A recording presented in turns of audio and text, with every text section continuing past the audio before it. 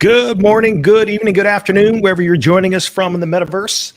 Jesse Jameson here, also known as Whitticus, and we are the Metaverse Nomads, and this is our weekly live stream. We've got some special guests with us here, some friends of the channel, some that have been with us before, and some that are joining us for the first time. And we even, there's a good chance we'll have some folks pop in and out as we go along. We've got some news to talk about today across the Metaverse, and of course, we've got lots to catch up on with Star Atlas and COPA having taken place recently, which is the Guild Showcase. So with that, how you doing, Ray? I'm doing okay. You know, any shorters out there on the markets? But overall, funds can be as dumb as retailer investors sometimes. So, but I'm doing good other than that. Awesome. Fancy Head, how you doing, man? Yeah, doing great. I love surprise guests, and we have plenty of them today. So yeah, it's going to be a good episode. Yes. First of those guests, we've got Dark Swoop from MMA, a guild also within the ONI faction. In fact, we may even have some other guests here on the show that are also part of the ONI collective consortium, all of us within the ONI faction. How you doing, Dark Swoop? I'm pretty good, man. It's a pleasure to be back. Thanks for having us both. Looking forward to see what we get stuck into. Feeling good. Awesome. And we've also got with us from MMA Tilkin, who's one of their lead strategists that within Star Atlas on that side. So how you doing, man? Welcome to the show. Very good. Trying to escape the heat outside, so lucky to be inside my office with the AC to keep me cool. Yeah, we did have a bit of a heat wave. It's not a heat wave like what I'm used to, but it's definitely warm for over here in Europe. But yeah, had some great thunderstorms afterwards here. Indeed. Awesome. So we got a bit to cover, so we can go ahead and kick things off with some Metaverse news. What do we got, Fancy Hat? So yeah, there's a couple stories this week about DAOs, and this one is about Merit Circle and YGG. Basically, there was a proposal to basically cancel YGG's investment, and yeah, it caused quite a bit of a stir. A couple articles were popping up, and there has been a resolution now. But yeah, that is interesting. So we got a couple of the big boys in the gaming guild yard who are barking at each other, and I don't know too much about what is going on here. So it's my understanding. Yeah. Can you give us like a breakdown of what's happening with this? So. I had read the documents, and this was circling around the Axie community and on Twitter, more so maybe in the Axie community. But basically, upon the beginning of their relationship, YGG was advisors, and it was more so financial than anything that would have to be concrete advice. So just to wrap that up, but now Merit Circle is spinning it on its head. Circle is spinning it on its head, saying that they didn't contribute in the ways that they needed them to be as an advisor. So the original amount that they were supposed to get back from their seed investment is not what they want to give to YGG, which was contractually the agreement. And then they put it up to a vote on a DAO.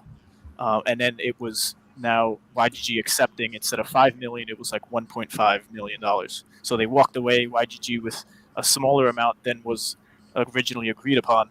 And it was a big thing in the DAO Twitter space, because now we can have groups of people, no matter the contracts that was happening between these groups, just be dictated by what the majority of people want. So Merit Circle kind of handed it off to the community on what they thought what should happen. So how much knowing YGG gets. knowing they would vote in their own best interest. So Right. that is fascinating, and I think we're going to see a lot more of that happening, because the whole idea of DAOs is they're trustless, self-governing contracts, unless you give a lot of authority, of course, to the masses that can vote. But it's an interesting thing. I think we're going to see a tightening up of the way that contracts are formed, because the whole idea here is like, if that was what the agreement was originally, there was no other contingencies put in place. You would think by the nature of the contract that YGG is entitled to whatever they were promised. Yeah, you would think that. So the total they ended up walking away was 1,750,000, and it was around 5 million they were owed. But yeah, it went down to a vote. 100% said, yeah, let's give them less. And it's quite an interesting way they put it in the article. Yikes. It was they wanted to trim the fat with the proposal. Well, so they didn't even they didn't even have a vote. They didn't have any leverage in the DAO at all themselves. So I believe that they agreed to the counter proposal just so they could spare both parties from a costly, time-consuming legal process with uncertain outcomes. So the amount 1,750,000, that's still 10 times higher than what they originally put in. Right. Well, that right there suggests that smart contracts are by definition not yet trustless. Pretty much. Yeah. And just in a wider scope of things, and we'll get to the COPA situation and YGG appearing. I have some opinions on that, but and I'll share some backstory of my workings with and talking with a friend of mine who now works or been working for YGG. It's ironic that everyone is considering these contracts or these DACs in the space of Star Atlas and outside of Star Atlas as the one-stop shop for trustless agreements and contracts, which was just a thing. It's not the case. It really isn't the case. So we really have to restructure our own individual thinking by educating ourselves and keeping up with what's going on in the space to know that it is just all natural on a non-organic product that makes you think it might be organic, but is it really? So we can get into it, but onwards. And then makes it even funnier when you hear someone say, if we don't like the way this goes, we're going to sue you. We're going to take you to court over this. Right. 10 steps back. Yeah. What about you guys? What do you think, Dark Sloop? I mean, in a kind of morbid way, it's absolutely fascinating, right? It is. So when it first popped up, obviously everybody catches the eye, and you kind of sit there thinking, wow. My initial impression was, simply put, they have an agreement, a contract's a contract. Yeah. And with the way the DAO system works and the whole modeling stuff, the contract, I would have assumed, would have still been valid. And now we've entered this crazy world where you have a legally binding agreement, but the DAO doesn't like it, so we can change it, but then that's not a contract. So what happens? And they've reached this settlement, which I think is, in the grand scheme of like relations and development during the tough market time, that's a good thing, right? Right. But on the screen a second ago, it did mention saving a costly endeavor where you could get to the bottom of the exact legal situation. And there's so much doubt and speculation now. I kind of want to know where we stand with all this. Yeah, because what if the opposite had happened? What if the value of this token and what exposure YGG had, what if that went to zero? Did they have any recourse to say, hey, we want something when there's now nothing? So, I mean, how can you do it on the other end of the contract? It's just bizarre. Yeah. One thing I found interesting about this, and I agree with it as well, is that Merit Circle called YGG a top competitor rather than a partner. It does. I can see why this proposal was submitted originally. And they're trying to trim the fat. Did they call YGG fat? It's really crazy. At the time when YGG was doing its thing, it was many months before there was any competition, and then there was an onslaught of institutions announcing themselves as the either North American YGG or competing for that spot to be in competition with YGG on the lines of like a DAC of a DAC of DACs, right? A gaming guild centered around just Web3 NFT gaming, and it wasn't even Web3 as the power word then, or NFT gaming per se.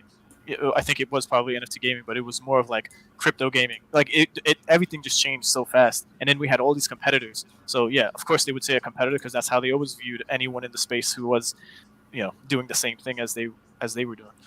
So Indeed. Yeah, and that story kind of links into our second story that hits a bit closer to home on Solana. So Solend is temporarily been disabled with withdrawals, and it's all down to one massive whale who has such a high percent of like leverage just by himself, and he hasn't been active. And if he gets liquidated, it could be like something very bad for the Solana system in general, just because of the amount of transaction power, I guess, it takes to. So one individual wields the power to dictate what happens on an entire chain, entire layer one. It doesn't stop there. Just this other guy who is also a whale, and they needed to do a vote in a DAO to make sure that Solent could intervene and cut off his leverage a bit or something like that. And the one guy on itself made the whole vote possible. Like, it didn't matter anymore if anybody else was voting, because just this one other whale said, let's go, let's do it. Wow. Pretty crazy. Yeah. It's really fascinating, man. It's the way that these two topics are just intrinsically linked. It's like the power, the sheer power of these proposals that one individual can have by accumulating enough. It's scary. Yeah. This grand experiment. Sorry, I'm dumbfounded by like how this grand experiment could potentially turn into, through its iterations of failures and milestones reached, to become what we all want it to become for different industries and specific use cases. But it really needs to hit home with everyone in the space, no matter what network you're on, in a way that makes you think that this is not just what we've been operating in and thinking it has been. We are Star Atlas centered and focused, and this wouldn't be the greatest thing to happen. But I think everyone's their own individual. But I'm dollar cost averaging no matter what. Yeah. This could cause chaos, putting a strain on the Solana network. They list all the different ways they've tried to what they've done, how they tried to get through to him. But yeah, what they want to do is enact special emergency powers to allow Solend Labs to temporarily take over the whale's account, so the liquidation can become executed OTC. Interesting. Anytime you have a technology that is this has this much influence and impact, I mean, you're going to find it stress test every which way. You're going to find all the weak spots and ways for it to evolve. And I mean, that's I'm in many ways, I'm glad we're seeing it now, considering how the market is versus when there's a lot more projects on it that are dependent upon stability. Yeah. How do you guys feel about that? The intervention, I mean, taking control temporarily. How do you feel? Well, I'm torn. I like for agreements to go to work the way that they were intended. However, if that means that, if that means that it's going to completely ruin the infrastructure, then yeah, I think that there's some intervention that's needed, because there's a lot riding on it. There's a lot of projects, and there's a lot of innovation, and there's a lot dependent upon the infrastructure, and it really should not be something that is exposed to the power of one or the power of a few. Yeah, I agree. Just jump in. I think as Solana is already more centralized than, I guess you would say, Ethereum, in many ways, then they can just turn it back on. So, like, there needs to be some type of person at the wheel for now, as it's still in beta, the whole network itself. And I don't have an issue with it, because a lot of what we're interested in, Star Atlas being the main one, lives on Solana. So just as we saw with the starting of the liquidation, avalanche that took place and potentially can continue on, into this, next week or so, depending on how the markets go. It's a game of whales at this point, and we're all here on the sidelines. So is there a plan B? Because we see games from the Terra Luna 5%. system. Yeah, we see games from the Terra Luna system now hopping onto Polygon. There was like a horse racing game there, one of the most popular, and it's jumping over to Polygon. And then all of its users now need to either learn how to and get the RPC and start dealing with another network by force, or you have an option. You could just not partake. But it's just like if everyone's monies and dreams apparently of playing Star Atlas are on Solana, there needs to be a plan B in this worst case scenario that the network just goes away. Yeah. Yeah, I thought Fat Man had quite an interesting take on this. While this is a crazy radical solution, and while it flies in the face of the DeFi ethos, it is probably one of the better options in terms of market impact and protocol health. Sadly, we don't worry about concentrated risks like a big whale account on the way up, only the way down. That's well said. Yep. Mm-hmm. Yep. Are we going to talk about Celsius? Because it started with Terra, maybe, and then Celsius is another centralized entity that talked a lot of DeFi, phrases and sentences with Alex at the helm there, with the CEO. I had some money on Celsius, so rest in peace for now. Maybe we can get a percentage of it back months later from now. Again, it's still to be continued. BlockFi. What's the short story for knowing that, for people that aren't caught up on what happened there? So these centralized institutions are vaults that once you give your crypto to, it's not yours anymore. So not your keys, not your crypto. If you didn't have it on a ledger, then it wasn't yours to begin with. So I knew this, and I was earning an interest on my crypto that I had locked up with them. And they had various amounts, different types of crypto, ETH, just almost top 10. You could just pull from, and you were able to earn an interest on it, and it would vary and fluctuate. So long story short, they were being degens more so than I guess you would as an individual. I can only speak for myself. I was less of a degen than Celsius was with my own funds. And then now they locked up funds and did things that was just otherworldly to earn more money to pay back all of the interest that they were promising for people who locked up their funds in the first place. So once the market went down, they had to make do and fulfill these positions and add money, like deploy, right?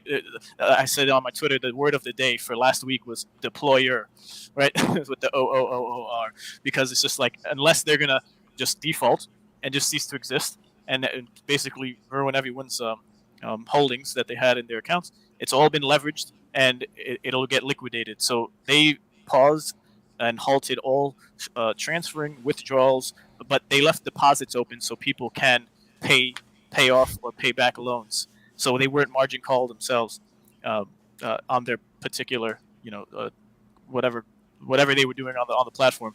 And and there was another Chinese central exchange. I forget.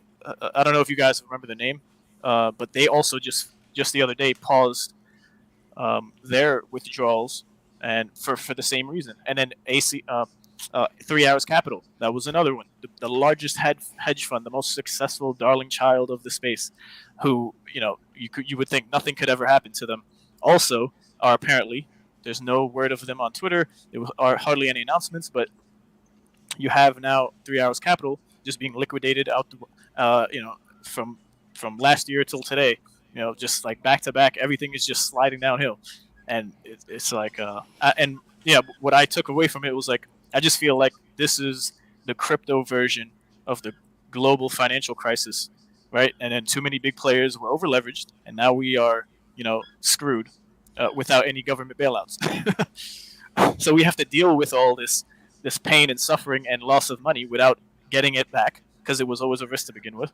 And this is the continual process of it. I don't know if anyone else sees the light at the end of the tunnel, but a lot of talk around town is that we can see further, downwards pressure from all the liquidations. I mean, the erosion of trust is just unbelievable, and you can understand why. The tweet that circulated from Alex 48 or 72 hours before, nothing to worry about. Everything's fine. Everything's fine, guys. You wake up on Monday, and that's happened. Mm-hmm. During these With- tough times, it's just, I know that, and there's this undertone. A lot of people believe in the fact that crypto is tied to independence and thinking for yourself and like looking after your own capital. But that's a gut punch, and it's not the first time we've seen it. Even in the last month, that element of trust that you need just to deposit stuff into these, it's really getting thin, Yeah. really hard. And so anyone looking to create a product or a project that does this kind of thing in the future, you've got to now build up this trust with the consumer that's just getting smacked week by week, month by month. Right. And it'd be nice to see just a little bit of accountability from somebody. Just a tiny bit of honesty would go such a long. You'd probably, even if it went wrong, you'd probably be a hero just by showing a degree of integrity. Yeah, you lost $10 billion. You're still a hero in the eyes of crypto Twitter. At least, yeah, at least you said something honest. Yeah. Did you see the stuff they pulled off yesterday with their AMA of Celsius? Mm-mm. So they Yeah. did like a 30-minute countdown for a video, and then Alex showed up, and it was like 14 seconds long, just saying like, "Hi guys, we'll be postponing every AMA for the time due." Mm-hmm. Wow. Yeah, And- it was a ballsy move. Yeah, and he looked sad, but that's the least of our problems now. And also, it was the Citibank, one of the largest banking institutions. They now are in contact with to help in this process of maybe helping people get their funds back.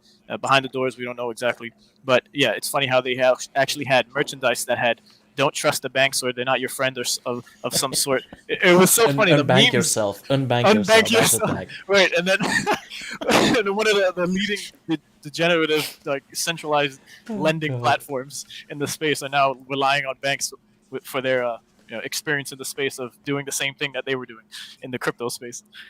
Funny stuff. Crazy. The great bailout. Yeah. Yeah. What else we got, Fancy? So those were the two main stories for Metaverse News. What did you all think of COPA? Well, it started out messy, but then it seemed to smooth out after a while. It's almost like the stream woke up and said, "Hey, let's give these guys more bandwidth here," because it as it got closer or more towards the center and even towards the end, it seemed to make the stream go a lot smoother. And it was challenging for us with the live stream end of it, just with some of the technical difficulties. But overall, I think it was kind of cool for all the guilds to kind of show up and share their wares, and we learned a little bit about some of the guilds, even some of the lesser known ones that participated there. And of course, big shout out to the winners of that with Coexist. And they've and of course they've been on the show, and Lumina may actually have some time to join us here today. But so good on them for taking home that first prize. Yeah, of course, quite impressive stuff. Yeah, 7 hours long though. Definitely. Well, I think it's one of those things like we're kind of lucky to get to go through all the motions like now. So, and hopefully when everything explodes in the future, we're in a better place to pivot it, right? Like, hopefully we have perfect bandwidth from the start next time. But yeah, no, I mean, the fact that it's even an event is just fascinating and really cool to me. You know, how many communities this early on into something do you get something of this scale, right? For I sure. think it's done a really good job of like trying to get it up off the floor and doing it. It's cool. Yeah, Yeah, that's true. I did enjoy the fact that it's such a great milestone since where we started, all being involved in the community, whether you were in the front lines of the attention or in the back, just building and helping the community the best way you could. But yeah, Discord I don't think was the best route to take as far as streaming. Should have been YouTube and or Twitter. You could do multiple. StreamYard is what we use here, and by all means, in the future of any streaming events, the Nomads here, we don't mind offering a helping hand or even hosting, as we do this weekly for almost a year now for 3+ hours. So we can, we don't mind helping in any way possible to just further the growth of the community in this type of way. Just throwing it out there. Yeah, and we're simultaneously streaming to 6 channels across 3 platforms right now. So it's something that can definitely be done with ease. For sure. Yeah, technology is great on that part right now. Indeed. Yeah, so there was a lot of great presentations, and if you want to read ours, we do have it in our Discord at the moment in the About Us MPN channel. You can read it there and yeah, see what we're about. Yep. And actually that link, gorome.io, doesn't go straight to our Discord anymore because we want to be a little bit more informative. So it actually goes to romeguild.com, where we actually share a little bit about Rome before you have the option to click the button that takes you to join our Discord. So that's something that's a little bit new on our front, is to just give you a little bit of a landing page to share a bit of information before taking you directly to our Discord. So yeah.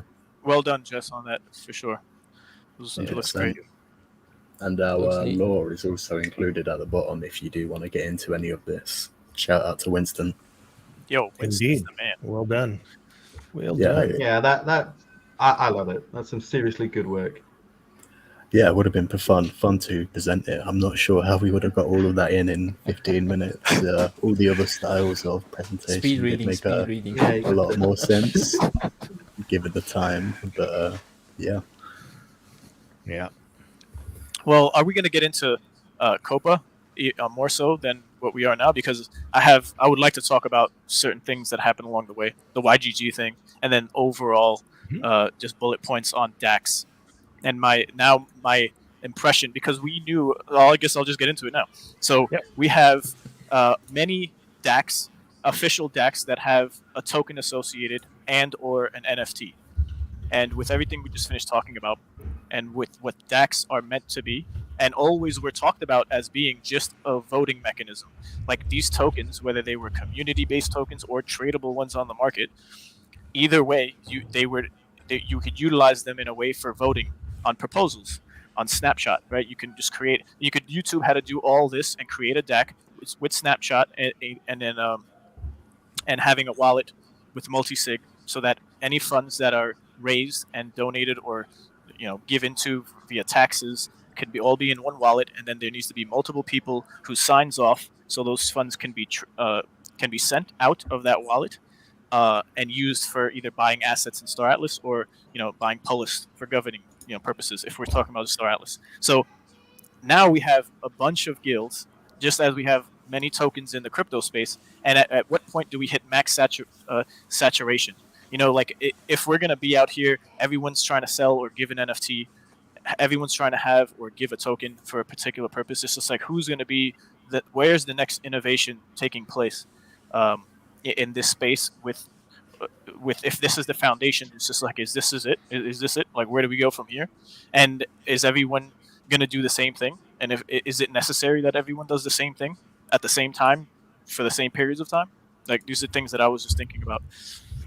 Well, I thought it was great that people showed up with a lot of creativity. But one of the things that kind of I kept asking myself was like, how is anyone suggesting that they're going to do all of this when they don't understand the lay of the land, how the DAX is going to work, what the capabilities are, and the functionality that will be afforded to them to make those things happen? And will Star Atlas even be aligned with your choices about suggesting you want to bring those things to their metaverse and the environment?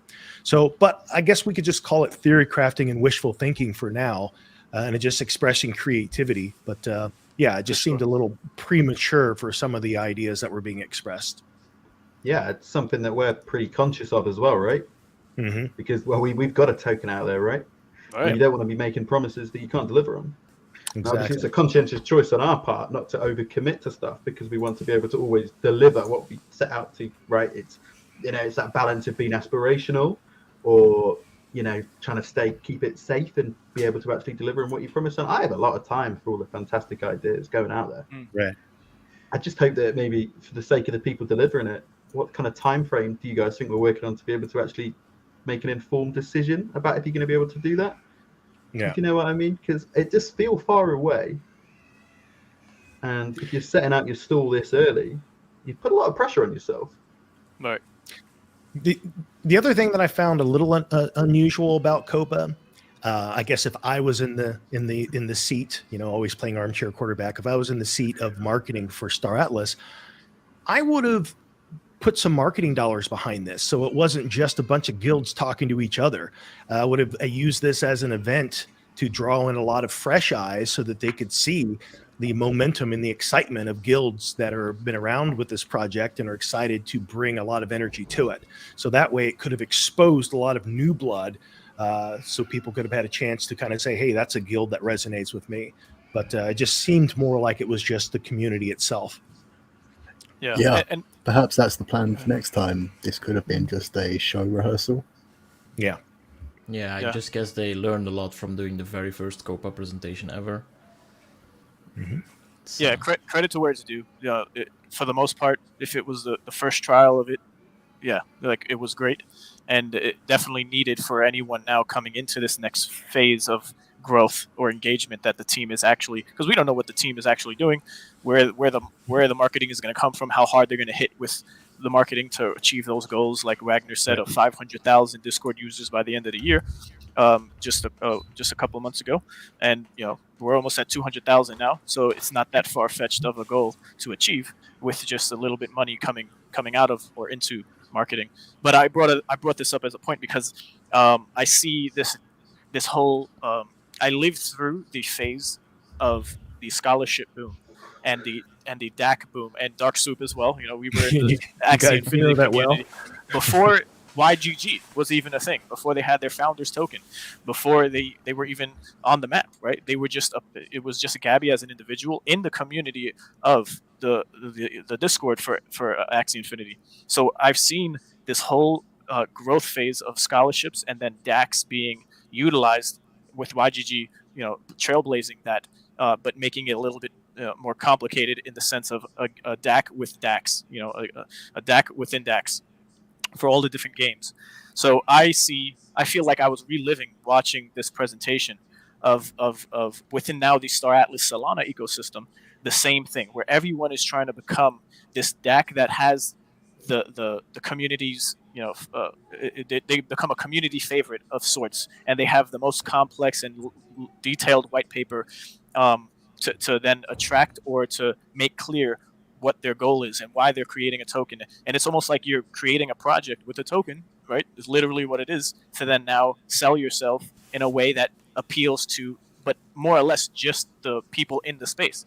When you have a presentation like we have with COPA and you're talking about your white paper and everything that involves crypto with the lingo and all these, for the layman person in TradFi gaming, they're looking inside like, this is going to fall apart. It's just like a back-to-back, accelerated growth of just like trying to sell something, maybe. I can't speak for everyone watching from a TradFi perspective, but it needs to be pretty cut and dry if we're going to try to bring on hundreds of thousands of people. The foundation, and again, I'm not completely on one side here, and I could talk about how important it is for all this to be happening, because there needs to be that foundation for when the masses come, then they disseminate and you get acclimated to the space, and now there's places for people to go if they want, or to still create and build something of their own. So I'm just seeing it as a newbie coming in, but I'm also appreciating what it is and for how long we've been in the space for where we're at now. So yeah, I just feel like this is another boom in the Solana Star Atlas bubble of the bigger crypto Web3 gaming bubble of what happened with Axie, and it could go either way. But a lot of people, just like companies, we know the statistics of, a lot will fail over time. A lot will be merged with others, and we see that happening with certain partnerships or projects that we knew of before, or guilds that don't exist any longer. So it's just a grand experiment still, and power to everyone out there continuing to build, and we support it all. Yeah, well said. Thanks. Yeah. So bringing it to Siggy's comment on Scream saying that the Sandbox event could have been like the big marketing push they were doing for COPA, but you didn't really have to engage with the Star Atlas Metaverse to do the Sandbox event. You went into their character creation. You just got like a couple pictures that you recreated. It's not like participation in Cream or so. Yeah. And another, I just have to jump in here because Sandbox is great, right? Last year NFT NYC, I was there. I saw Sebastian present, and I'm going this week. I flew in from Puerto Rico to hit up the event again. And for what it's worth, they don't have daily active users nowhere compared to Star Atlas, right? As far as like people who are engaged, and if we start playing this this mini game we're having with Scream, like compared to other games during the Star Atlas era of games where you want to have to compare and contrast them with, they don't have as many. They don't have a lot of daily active. I saw a tweet the other day where it's just like they hardly have any daily active users, right? So for them to be valued at like 10 billion plus, it's not, nothing is really making that much sense from a traditional way of looking at things when it comes to this, how companies are valued or any of these games are, and then comparing with the daily active users. So it's kind of interesting that if there was more money put towards the marketing of that collaboration with Sandbox, I think they're just riding the wave of the popularity of Sandbox and what it means within the ecosystem. Like everyone knows Sandbox. Like almost everyone should, if they've been around it, and it might be one of those names you see and know of before Star Atlas. So maybe that would I could make sense in my own head. But yeah, go ahead, John. I have a question about Sandbox, and my knowledge of what they actually offer in terms of value is quite limited, other than the news that that we know that Snoop Dogg set up camp there, and he's he's actually done some partnership stuff with them there. But what would you say is the real value add and the difference between them and what Decentraland has to offer? Because we do know that they're the low-hanging fruit when people think of metaverse projects. In fact, they were the first two tokens to get a big bump after Zuckerberg, announced Facebook's rebranding to Meta. And so basically people ran out like, oh, what's a metaverse, token? What's a metaverse project that I should probably be involved in right now? So those seem to be the lowest hanging fruit for a lot of people. But what distinguishes them from each other? And I guess, because what I think of is projects like that, they have to find a window where they can be the front runner for mass adoption, and that's what gives them long legs to be able to continue. Otherwise, they fade into the oblivion. They become a Palm Pilot, or a BlackBerry. So it's like, what is the difference in your minds between those two projects, and like who do they cater to market wise? Well, I gotta admit, I'm not really into that with either of the two projects, so I couldn't add anything on that. What comes to mind for me is that, like, at least right now, and I've kind of wandered through Decentraland, and it is pretty cool in the sense that people are just creating art galleries and strange structures and weird things like that. So you just go around and observe stuff. Some places, some brands will have videos playing, or you can go and watch a presentation. But that's all that I see being used for right now. It could be used for a lot more. Who knows? And then it's my understanding with Sandbox, you can actually also create mini games and things like that within the Sandbox environment. But beyond that, I really don't know. And so, I mean, how many of them can there be that can really survive, in long term? I think it's going to be, we're going to find a couple winners, and the rest will just kind of disappear. Yeah, and what happens when a game with a social hub comes on the scene that can do everything that you can do in Sandbox or Decentraland? I guess it's all about interoperability. Like if you have an NFT that can only be used in one place, you'll go to that place. Yeah, I think for me it comes down to how much the current community across the space and all the new adopters in the next few years, how much do they value accessibility, right? Right. Well, I think the way you've described them is pretty, I feel kind of similar in that way. But the trade-off to that kind of simple exposure of walking and seeing art and things like that is it's simple, but it's accessible. And what kind of lens are we looking at this from? Because I think there's a little bit more depth, in my opinion, to Sandbox. Mm-hmm. But then it's that whole balance of when you speak to people who are completely new to the space, what's too much and what's super accessible and fun and friendly. Right. You mentioned also the meta boom, right? Of completely new adopters that are just kind of coming for that experience and they don't know what it is. But if it's really simple and easy and kind of niche and cool to just sort of walk around and experience it, that could be everything. The accessibility to people is like that baby's first step into it, right? Yeah. Everything in every walk of life needs something like that, right? Yeah. Your first exposure to something. In comparison, I don't even know if they have what their on-chain strategy or how much they'll develop in that direction. But Roblox is crushing it now in terms of people under the age of 16. the bulk of their users are under the age of 13. So it is like now the online metaverse community where youth of the world are actually digging into it. And if we look back at the history of how, Apple was creative in putting Macs in schools and computers and getting people to really adopt that at an early age, it's pretty brilliant on Roblox part and where they might be able to go with that in the future. Didn't they have some crypto adoption tied to the game as well? That I don't know. No. I think But I it seems- saw it seems something, but open. it seems like it's something like 2 months ago that I found something where Roblox potentially had some crypto influence or tied into the game. I can't really remember. Yeah, it seems primed for it. So, yeah, we have a guest who just arrived due to a time difference mistake, I mean. But welcome, Lumina. Lumina, what's happening, man? Hey guys, what's up? Yeah, sorry, I wasn't aware that because I checked the 2 p.m. Eastern time was supposed to be 9 p.m. here, but somehow we got confused and something happened. But nevertheless, here we are. How are you guys? Doing well, great. man. Yeah. Congratulations, man. Congrats, To you and Yeah. all of Coexist. Thanks. Place Very well thanks. done. Yeah, thanks. Appreciate it. Yeah, it was a really fantastic night. We were really honored and we were really stoked. I mean, we had a blast after the event, and I remember my brother was in the other apartment. He shouted so loud that he woke up the kids. So yeah, it was something. Awesome, man. Awesome. Nice.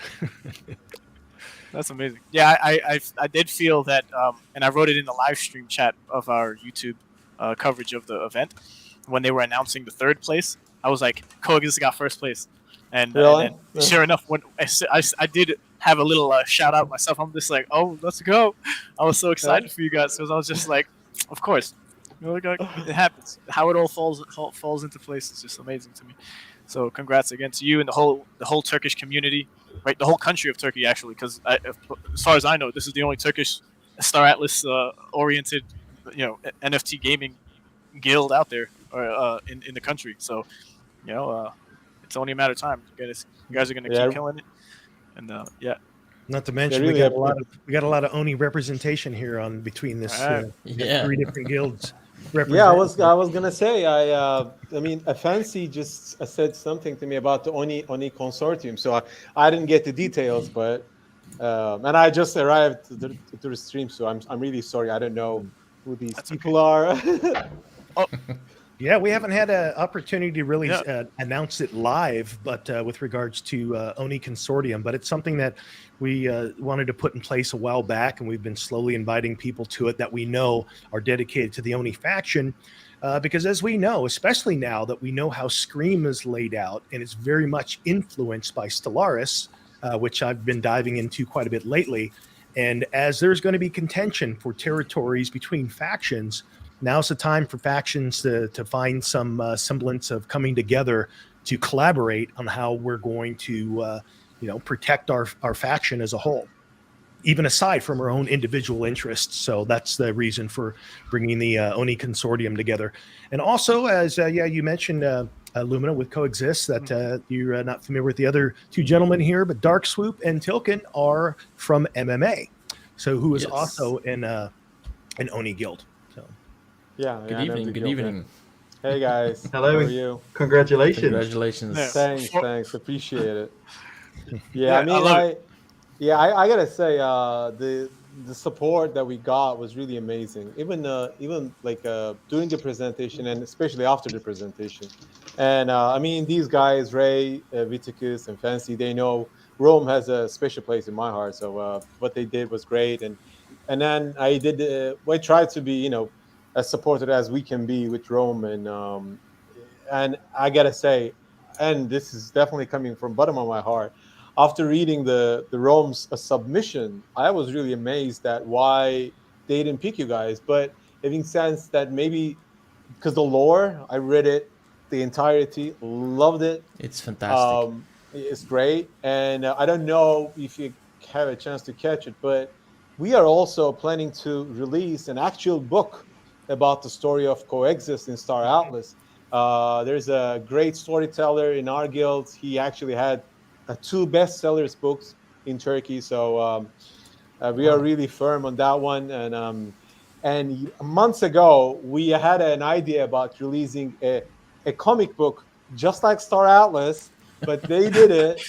So that kind of, you kind of put it in the cupboard right now. There you go. Yeah. So which I'm really looking forward to. And by the way, I mentioned this in the Twitter Spaces. I don't know if everybody got it, but when Wagner dropped all the alpha, he also mentioned something like, when we're gonna play the showroom, there will be little Easter eggs that we'll be able to find these NFTs in the showroom. Not a lot of people realized it, but he said it during the COPA event. So yeah, that's something that we're definitely looking forward to. Interesting. Yeah, definitely a cool little thing they've done there. And So I'm who's excited to see going what to they've done call with off it. this hunt? I love that they're doing that. I actually mentioned that probably a few months back on the show as to where the project is now. The thing I would love to see them doing from a marketing perspective is releasing a lot of lore. And even to take that a step further, I'm glad they're doing a book, but I would have loved to have seen, in addition to that, like small shorts of like anime. Yeah, I agree. Completely agree. That'd Yeah, it would really be cool as amazing. well. Yeah, so- that is cool. League of Legends does that, and they've expanded Right. to a point with their own Yep, studio now. And yeah, amazing quality. That's cool. And you know who else is doing that? Another project that I know that Bonafide, who's not here with us, that he and I follow, is Tom Bilyeu and his impact theory. They're actually building it, and they want to be the kind of the new Disney, and so they're doing gearing up to create not only metaverse worlds, but to do a lot of short stories and anime type videos around that sort of thing. So it's interesting. There's a lot of projects that are starting to head in that direction. Yeah. And I think it's a really great move because with the special like games like you guys played World of Warcraft. I mean, the lore is really important, and then for the just not just for the game, but for the sustainability of the game too. I mean, that if you get Exactly. people hooked into that world of fantasy world, to just keep coming with the story, and then one of the things that, and as we talked about it before, there's a reason why a lot of these play to earn games, I mean, maybe 99% of them are not gonna be here in a year or two, and that's a fact. But when you come up with these type of extra features and lore and storylines and the comic book, and it definitely adds a lot to the value of the project for sure. What do you guys think of the art style? I like it. I do. Yeah, it's interesting. Yeah, I like it too. I Tigger's like looking how a they bit how weird. they put like a tufa on the background. Right. It's Oh yeah, kind I of didn't pay reminds- attention yeah. to that. Yeah, you're right. Yeah, See, almost blends in. yeah, Right. true. And what do we think those objects are? Is that debris? Is that stuff they're carrying with them? Are they functional, or are they something that's Food, been tossed food, fuel, repair. Yeah. Yeah. The adventures. It looks like where they found the diamond, right? It's kind of the same setup, same environment. I think. Yeah. Not to say that it is, but similar to that. I like the art style. Yeah, definitely. So now that we have the winner of COPA here, how about we pivot back to the recap? Yeah. All let's do right. it. Cool. Yeah. Let's Good. do it. What happened at COPA? If you didn't see it, you can get a recap here. Tell your friends, join in. I'm making a tweet right now to share about us being live. So if you're also on Twitter and you can multitask, give it a retweet. Of course, the stuff that was most exciting to me overall about COPA was the fact that we rediscovered again that we're about 4 to 6 weeks out. 4 to 6 weeks.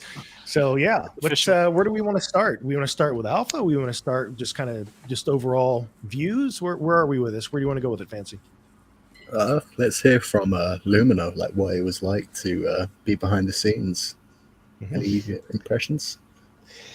Yeah, well, I mean, and here's the thing. I think what they did was, well, first of all, an event that lasted on Discord for 7-8 hours. That's I mean, I give kudos to Ashes and Santi and Dominic, all the rest of the people, and that was because, and here's the thing, yes, maybe other companies can do it too easily, but that was the first for them. To some extent, I think they handled it really great, but there were some issues with the audio, and that's also limitations of Discord. And if I were them, I would have picked the probably different platform, but that that wouldn't be okay. I'm sorry. All right. Sorry, my bad. No My brother problem. is showing something like that. So yeah, they had some sound issues, and that was because of the fact that Discord had we had to do restreams and whatnot. So one of the things that kind of put me sort of in a bad spot was because their system, where all these guilds, they come up, and then the people who are supposed to present, they go back down to this uh, voice channel called tech channel, and then they take you through your presentation, make sure everything works, sound and whatever. But uh, when we start to see some of the presentations, people had some voice related issues, and then when it was my turn, I was being told that I shouldn't use, if I had a video, I shouldn't use any sound whatsoever. But the weird thing was, yes, we had the Unreal Engine 5 game video, but they also told me that you will be able to show the video, but because it's going to be just the visuals, you have to talk over the video. So that was something that I wasn't really prepared. Right. So in 15 minutes, I came up with something, and I don't even know right now what I talked about. But and overall, I think it was really great. I had some really good discussions after the presentation. Having said that, we were the only guild who did not really finish their presentation in 10 minutes because of that last minute thing. It just put me off guard already. And so I kind of spent more time than I should have on other topics. But they had I had some other views of. The whole briefing thing was kind of a really interesting thing. Obviously, some people enjoyed it, some people didn't, but for them being the very first COPA and doing this on Discord with, I don't know, there were a lot of people on that day, like really so many. And I don't know what was the Twitch stream user count, but yes, there were things that they could have handled much better. And I think the tech team is now aware of it. And I think after our presentation, there was a rule about no videos whatsoever. Some of the submissions where I was a little bit disappointed because like the Chimera Guild, they like their presentation was great, but sending a pre-recorded video, I guess Star Atlas didn't really give any kind of criteria, so that was kind of different. Yeah, from the creator standpoint, that was a big Yeah. hassle. We wouldn't have picked the format we would have if we was trying to get top prizes, but yeah. Yeah, I agree. And I think a lot of the people who were, like we personally right now, we did not release any token. Yes, we have an economic model that we are working on, but that's something in a work in progress. And it's even if we have an economic model right now, we don't even know the outcome of Scream. We don't even know that this game is going to come out. So many things will change, along the way. And that's sort of our approach with Star Atlas and Coexist. And when the other guilds they talked about their token and economic model, and I think they kind of that's one of the things that kind of set us apart was we tried so hard to answer this question: how can we take Star Atlas to the Turkish community and make sure that they understand the game and what's going to happen in the future? And we tried to reach out in so many occasions by creating different kind of projects. The gears that we created, the NFT and the women empowerment, all that. So we didn't really spend a lot of the economic model. And I think a lot of the people thought that the economic model part would be the sort of, the big area of the thing, but it wasn't. And it turned out to be that wasn't the case, at least because I really enjoyed Dark Matter's presentation, and also Heimdall's presentation. I mean, and I think the main reason why I enjoyed it because both of those guilds are coming from a gaming background. Especially Right. Dark Matter, it's for them the game. It's game first, and for us, we have the same mentality too. And I know you guys are coming from a big gaming background too. And I personally, for this space to be really good, they have to think about gamers first, and then the investors. I understand, yes, investors are important. This is crypto and whatnot, but first of all, you have to have a game that people can come back to, even if few months pass. I mean, there is a reason why World of Warcraft. I mean, you can bash the expansions and whatnot, but when people cannot find an MMORPG to play, they always go back to Warcraft. There is one analogy that I love, and I say it all the time in Coexist back in the day too. People don't quit World of Warcraft; they just give a break. That's true. So Hello, can relate. Yeah. So if you can create that kind of a platform and a project, then you're going to be successful. So hopefully startups will be like that. Yes, with the COPA, like I said, we really enjoyed it. But when they said Club was the third and Dark Matter was second, I was still I'm being completely honest with you. I wasn't convinced that we're going to win it because there were Heimdall. I really enjoyed Heimdall's and avian industry, and but the time when Wagner and Santi said, "Hey, let's see who has the best support in the in the chat and whatnot."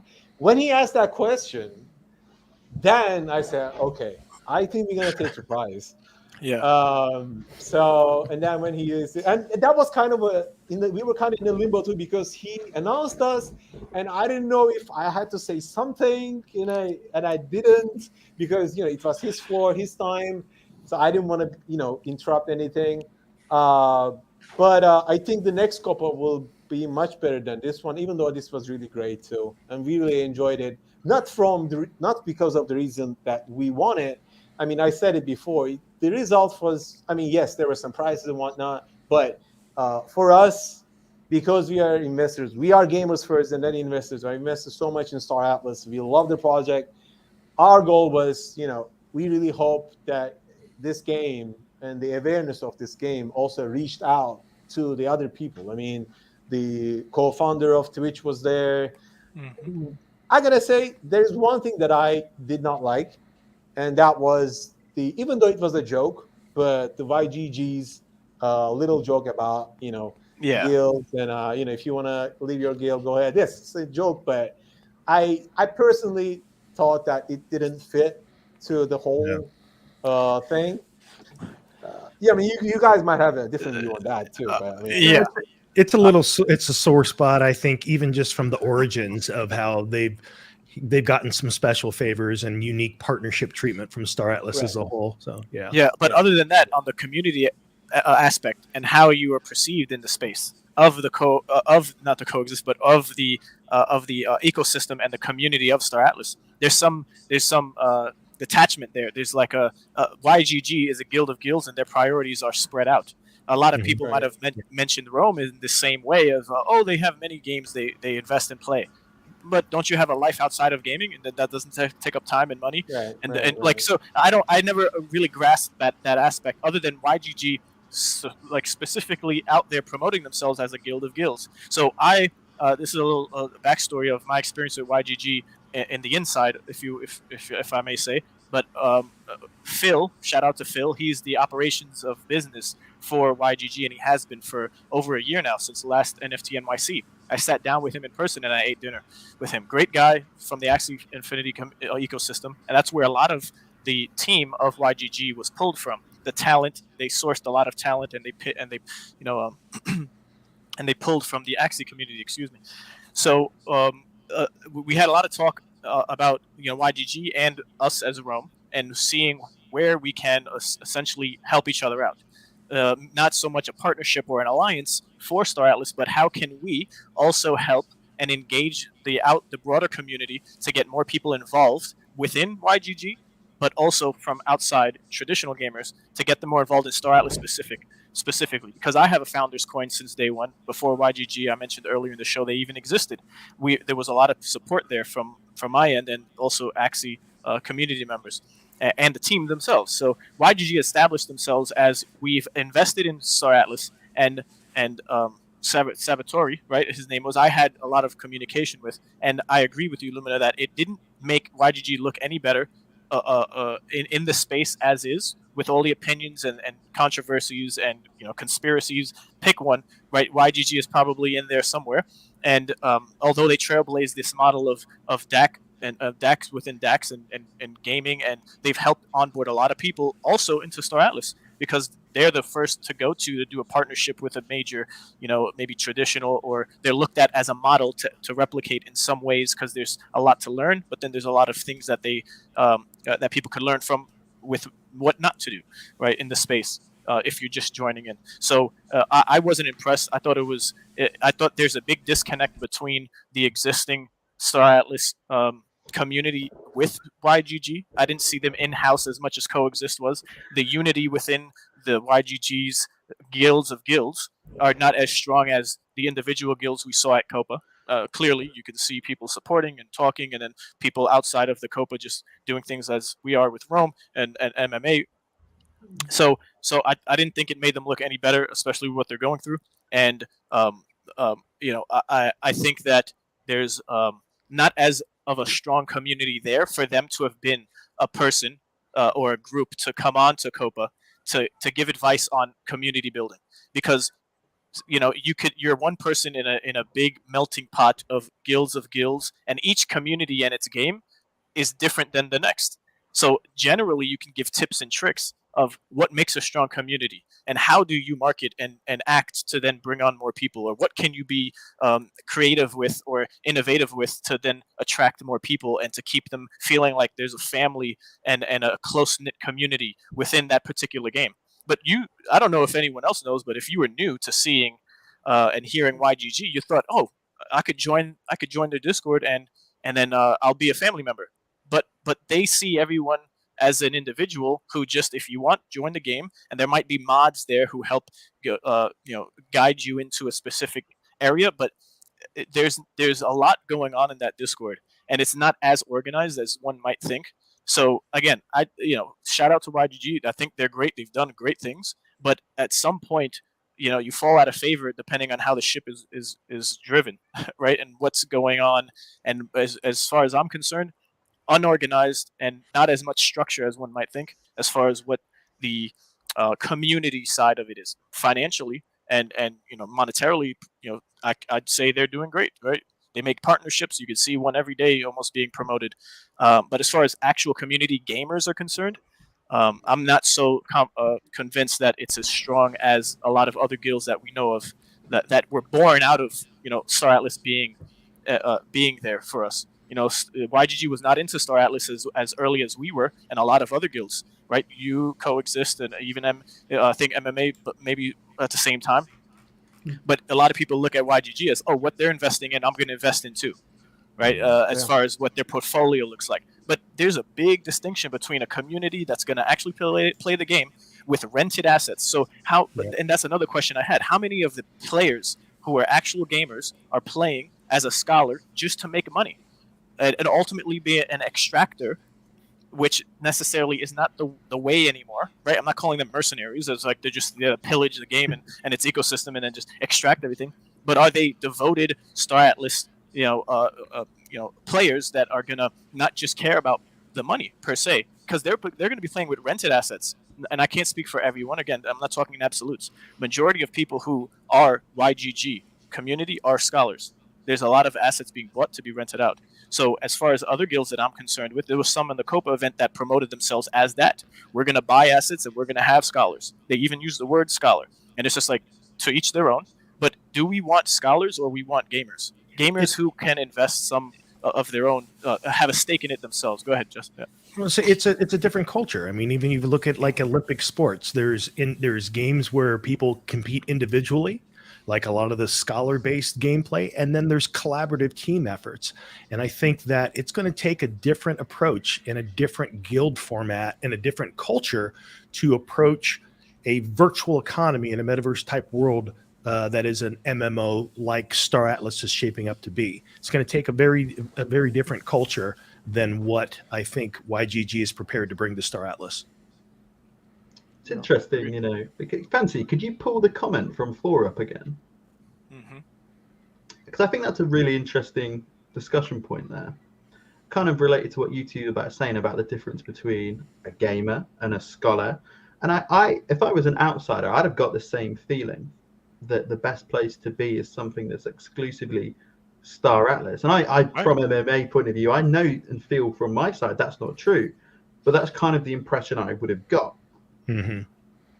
And it's really, how do you guys feel about that? Because that's the kind of, I think it's just a misstep personally. Poorly thought out, but just an innocent misstep at the end of the day. We've had people suggest, we've had people suggest that of Rome since we got started in Star Atlas, a year ago, because we came as a guild essentially out of Mirandus over at Gala Games. And so they're basically thinking that, well, we must be scattered looking at a lot of games, when the truth of the matter is, when you look at the amount of content and theory crafting that we put in over the past year consistently every Sunday, I don't think there's any other source that's created as much Star Atlas content than we have here on this channel. So while we do focus on primarily Star Atlas, I would say Star Atlas first. We would love the concept of Mirandus as an MMO. We just don't know when. So that's kind of waiting in the winds out there. And as a guild, we do have a fair amount of assets in that. And then we also like Alluvium, but Alluvium is still one of those that is more battle arena, individual. It doesn't take a collaborative effort. So when it comes to participating in a virtual economy and doing all the things we want to do in an MMO, Star Atlas has our attention without question. Yeah, there isn't really much that to do in Mirandus apart from like the odd thing every couple months, which a playtest is due soon, actually. Right. So, but yes, if I was on the outside, I would be looking for someone that's going to approach this like they want to show up and dominate it, just like you would if you were part of a guild that was really trying to establish dominance in EVE or World of Warcraft or anything else that required or benefited from a collaborative effort. Yeah, just looking at the sheer scale of the whole game, it just goes to show that this is a team game, not an individual game. You can play this individually if you want to, but your outcome and then your profitability will be severely limited by playing solo. Mm-hmm. Agreed. And that's pretty straightforward communication from the team. We see the game transforming into, you will have to play and put time. And the more time you put, the more you can earn, right? Or however you want to phrase it, extract or reinvest, right? Depending on who you are.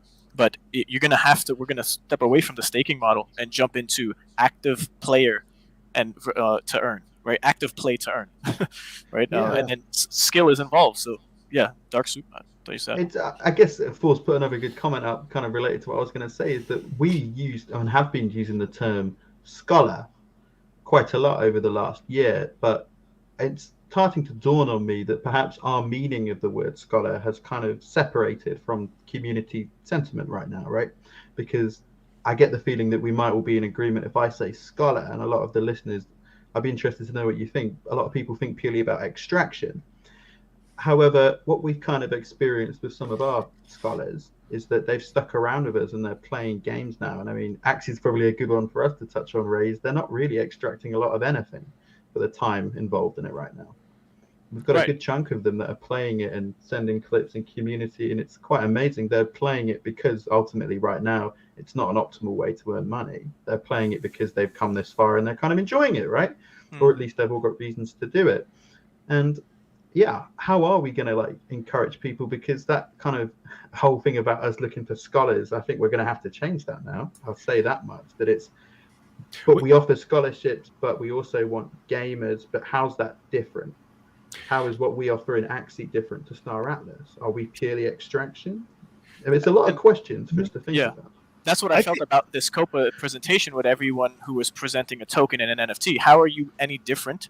And how are you going to attract anyone other than someone who's just seeing dollar signs in their eyes to get involved and to do maybe the minimum, or to get it to build some type of relationship to then rent out or to purchase the tokens to then stake them to what end, right? To what end are we going to have the oil separate from the water, which are the extractors, and then as we saw with Axie Infinity, everyone leaves, and who's left? The actual gamers, the ones who care about the enjoyment of just playing, whether they make 2 cents or $20, right? So where is that cycle at with Star Atlas with this first COPA event? And like I said earlier, I'm feeling I'm reliving this with Star Atlas to some extent, with the plentiful amount of DACs that are promoting themselves in ways that a lot of DACs or guilds did with Star Atlas, where you're going to have a lot of people and members in your guild. But why are they there? Do you even know? At the larger you get, do you even know, or do you even care? You just need more people. It's number go up, the stats, the analytics, like everything is about that, and it does play a big role in the success of, I guess, anything. You need number go up, right? But quality is also here, and we need to pay attention to that. So, are we here for quality versus quantity? Where's the balance? And that's. I think there's kind of like a long conversation and a deeper answer to that question, and it's one of the things I like about Star Atlas as a project is because they're building for the long term. They want to create the building blocks of the metaverse and create a platform on which people, individuals, groups can build their own interesting thing within. Whether that is, I can envision one day a person just has a bar on a space station. And that is and there's people that don't even leave the space station. They're not wandering out amongst the stars. They're not in combat. They're just showing up because it is a social place to hang out. Like, for example, Fortnite. There's a lot of people that show up in Fortnite that aren't doing any of the battling. They're just showing up to socialize and having dance-offs and doing things socially. It's become a social extension for them. And so I think that when we look at even stuff that was somewhat before its time, like Second Life, things that are going to create community spaces where people will just simply want to be in there because it's going to be a place for them to socialize and find their own niche of enjoyment within there, whether it's hardcore gameplay, whether they're trying to extract resources and earn. But I think overall, if you make an environment that attracts people that want to be there for the enjoyment of it and for the community side of it, then the rest of the pieces will fall into place. But if you just if it's only about the one, it's only going to be as successful as you keep flooding people in that want to extract from it. We've seen what happens when projects are built around that model. Exactly. I've been thinking about the play to earn space as well in a whole, and I think what you said just there really encapsulated the whole thought process I had last week. Like, getting rid of the games with extraction, get games in with good quality lore, would just appeal to any other game. If you look into the legacy kind of games right now, we always keep talking about games like World of Warcraft and other major titles, something like Call of Duty or Battlefield, that have been going on for ages and ages, and everybody knows them and everybody loves them. But why do people keep playing those games even if they can't earn in them? That's because you find enjoyment of playing them, and on top of that you find something like community or just plain competition side. So having these three elements combined without even thinking of extraction would set the pace, or at least in my opinion would set a good goal or a pace for a better play and whatever space, to say so. Because ultimately, look what these games have done over the period of times. Like, people who play these games have created their own systems of extracting something from that game, either being it boosts, either being it farming gold and selling it on a secondary platform, creating a gray market of some sorts. There's many different ways on creating value out of things you do. But the interesting part with the play to earn space or play and earn space or whatever apex you want to create out of it is the economy stuff. How are we doing or going to incentivize early investors who help create a project? How are we going to incentivize them to get something back from it without having them need to play the game, and let the developers focus on building a great game? It You know, reminds. That's. Go ahead. I was going to say I think that there's a slight chance we might be about to say the same thing. If you think back to like when he mentioned their developers and building the product they want to build, whether it's big or small, we've all seen the pressure put on developers for games like Axie, because there's this wild, out of control community sentiment of fix this, do this, sort this. I always wonder if they delivered the product to date that they wanted to deliver, or the product they made what they think people wanted. Is this exactly how they wanted it, or is this an attempt to save SLP? And yeah, to the original point from 4, the social element could really be the way that you get people to come here and not extract. There are loads of games out there, including some I like. You play them to socialize, to talk to people, to meet new people. And if Star Atlas if in this utopian scenario comes out to be everything I want it to be, it could be the platform where you do all of these things. Right. And you are extracting something. You're extracting fun and socializing and having a good time and making friends. You're extracting something. I think that's the trick, really. People will always be extracting. It just doesn't need to be money. It can be value in other ways.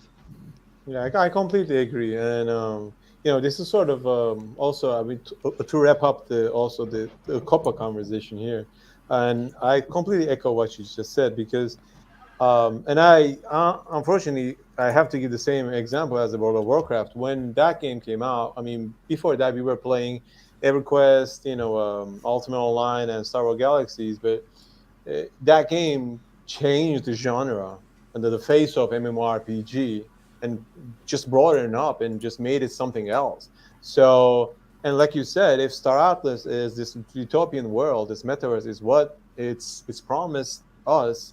And personally, as Coex and me, I mean, might be my personal view too, but majority of the Coexians would agree me that we don't think Star Atlas as simply just a game. I mean, we see Star Atlas as just like a new beginning, like World of Warcraft. I mean, just if you just look at even the showroom module, yes, this might not sound like a big thing, but there's no other Unreal Engine 5 Phantom Wallet attached tool out there. I mean, they are creating something that's the first in the entire, blockchain, special Solana ecosystem. So a lot of the upcoming projects will take Star Atlas as an example and build on top of it. So for this reason alone, we are, as Coexist, striving to build a structure with a strong foundation, and one that will last for decades, just like World of Warcraft. And again, wrapping up the COPA stuff, and this is sort of, this might sound like almost like a bragging, right? But as the victors of that night, but for us, it was really just about enjoying the Star Atlas community as a whole. It was a challenging competition. Star Atlas is an incredible project, and I think the team did amazing. I mean, I don't know if Ashes or Santi are listening to us, also Dominic and all the others, even the people that I cannot name in the tech area. I think they did a great job. Yes, certain things can be handled in a much different way, but overall, we really enjoyed it. And it's our utmost pleasure that we are witnessing and existing alongside every new line of history that is going down right now. And yes, these might sound like big words, but if this industry is going to this direction, just like the old industry is going to cloud, if this blockchain gaming is here to stay, and I think Star Atlas will be at least one of the biggest pioneers in this space for sure. And that's a big if they can, accomplish what they promised. And it is a big undertaking, but I do like the way that they are approaching it overall, because what they set out to do, the truth is the technology to make it happen does not fully exist yet. So that's a tough one when you take on something to that scale. So what do you do in the meantime? You have to focus on ways to keep your early supporters happy. You have to attract new people to a project that's still in development. You have to figure out a way to honor some of that early compensation with some form of staking, which they've done so far with the ships. We know that the Polis DAO is supposed to come to life in July. You've got to create some form of gameplay. And I think it's pretty cool that they decided to go with the model that they are, which is, we've already talked a bit about how it's similar or influenced by Stellaris. So there is going to be some top-down style of gameplay long before it's even possible to do the full, AAA Unreal Engine 5. But even in light of that, they're still bringing elements to life, like the showroom. So I think they're doing a pretty commendable job of staging releases to keep the community engaged, and to provide some form of gameplay and some form of again, earnings with the DAO and things like that, while they're marching towards the overall goal of creating this whole giant virtual economy and metaverse ecosystem. Yeah, I agree. Yep. I mean, yes, I do have some criticism too. I mean, it's not really all dandies and great face. I mean, I still criticize the 1 year promise about the ships. Yep. That is it's not happening. The police though, I mean, I understand there might be some security concerns, and within these spaces, these things are hard. But it would have been much better if they didn't give any kind of even a soft release date, so that people wouldn't invest it from the top. I mean, these are not. I mean, I'm not gonna lie. Of course, I have to criticize. I have to be honest here. But apart from that, I still think that yes, that there were some issues, but now it's coming. So we're in a bear market anyways. But if you think about the long term, and I really do hope that in the long term, even the people who bought Polis from the top, they should be. I mean, I hope they'll be okay, because if they can achieve even this 50% they promise on that white paper and the economics paper, I don't think that would be an issue. But that's just me, not a financial advice. But yes, I mean, it would have been much better if they didn't give a date at the very first place. Yeah, it's better that you said it than I said it. Yeah. Regular man, that Jess is always saying something. No, but or that Rome podcast is always saying something, because I must give kudos and credit where it's due. I can only imagine the amount of pressure that's on the shoulders after announcing or promising anything in this space the way it is. Yeah. So it's either you were ignorant, and I say that as not knowing enough at the time, and saying something that now you're like, oh crap, maybe just like any one of these institutions like Celsius or 3 Hours Capital or even Axie Infinity now. There's a lot of community OGs who are saying there was promises and roadmaps early days when we invested initially that said we were going to earn at this point in time, and that this was going to be released, and the bridge is still not even open after the 6 million hack that took place that withdrew it all from the bridge, even though accounts were still safe with their funds. No one is able to get off or on to the Ronin blockchain that was created to buy and sell and transact. So I'm giving credit, and I could only imagine. I'm not the financial advisor. I'm not the engineer. I'm not the brains or part of the team at all. And I could only imagine the trial and error. But on the other hand, did you say things initially? It's even like if you were in a relationship. It doesn't have to be this big with millions of dollars. It could be like, hey, you said you were going to take me out last night. What happened? Like, there had to have been a reason. You either broke your ankle, or you totally forgot, or you lied to me. Like, you're absolutely right. And I think part of the reason why Scream is coming out the way it is maybe, and I'm speculating right now, and I heard, and now I see that Dominic is here too, and this is just a speculation. Maybe because Scream with its 3D browser version, it wasn't on the roadmap at all, and maybe they realized that this whole 1 year promise is not going to work out, and we might better off come up with a gameplay that instead of just staking. People play it and maybe earn more than they can. If they have good skill, they can even earn more than that. So to sort of maybe compensate that. And obviously, no one could have have no idea about how the markets are gonna go into what direction and whatnot. But that's just me. That's just I think that's kind of the trick to it. Yeah. Mm-hmm. Right. Yeah. I mean, I don't think. I think it's fair to say for everyone in the space, especially right now, it's not as simple as you make a promise and you wait till it happens or not. I think that's the little bit of appreciation I have is, although it can be frustrating for all of us when you have like a roadmap or a timeline in your head and you don't hit it, there is more, right? Right. It's not a case of this is it, this is happening, or it's not happening, or it's happening later. There's always new stuff coming into the fold as well. And although the communication needs to be there to make sure we all understand why stuff's delayed, that's a nice thing as well, right? If the reason behind things being slower is because there's more than we had initially anticipated, that's not a bad thing. Right. It's just about how it's packaged. However, to be fair, I'm setting him up. And I'll give one clear example that I've shared in here before.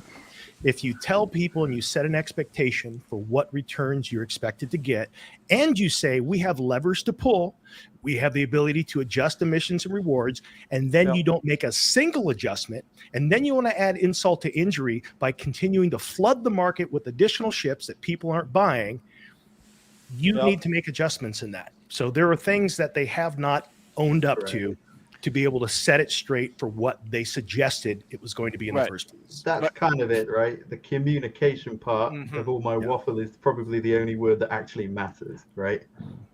Pretty much. And it really just comes down to that. But thanks for giving us a filler answer. But to be fair, on the other side of the spectrum, who are these imbeciles in these ecosystems and crypto space who actually believe that this promise would actually come true? Right? Like, where else do you get 20% returns on anything other than the crypto space? So we're over here risking it all, as well as like the belief that the relationship between the investor and gamer is going to actually, be long lasting in the same way that the communication is being given to us as far as like what's promised and what is set out to be. And if you read the fine print on anything, nothing is set in stone. Everything is to change, right? So all in all, we're aware of that as as we are here. We could all agree that we're just that naive, or we can discern whether something is a dream on a hill, that you'll never climb up to, or it's something that's going to be needing to work on and different iterations as it goes, right? So we are in that camp of being knowledgeable, at least that much. But then again, as the project, me putting my shoes in a Wagner or in a project of this scope, right, with what they want to achieve, it's just like I would have never, in my wildest dreams, no matter how much money is involved, promise anyone anything, just because of that ultimate fact. Of in the realm of possibilities, like what are the chances of something like this actually happening 100% of the time? So, like Lumen was saying, even if 50% of this is true, which I totally believe they can achieve, granted with a certain amount of time, it was never going to be 100%. You have to get in early.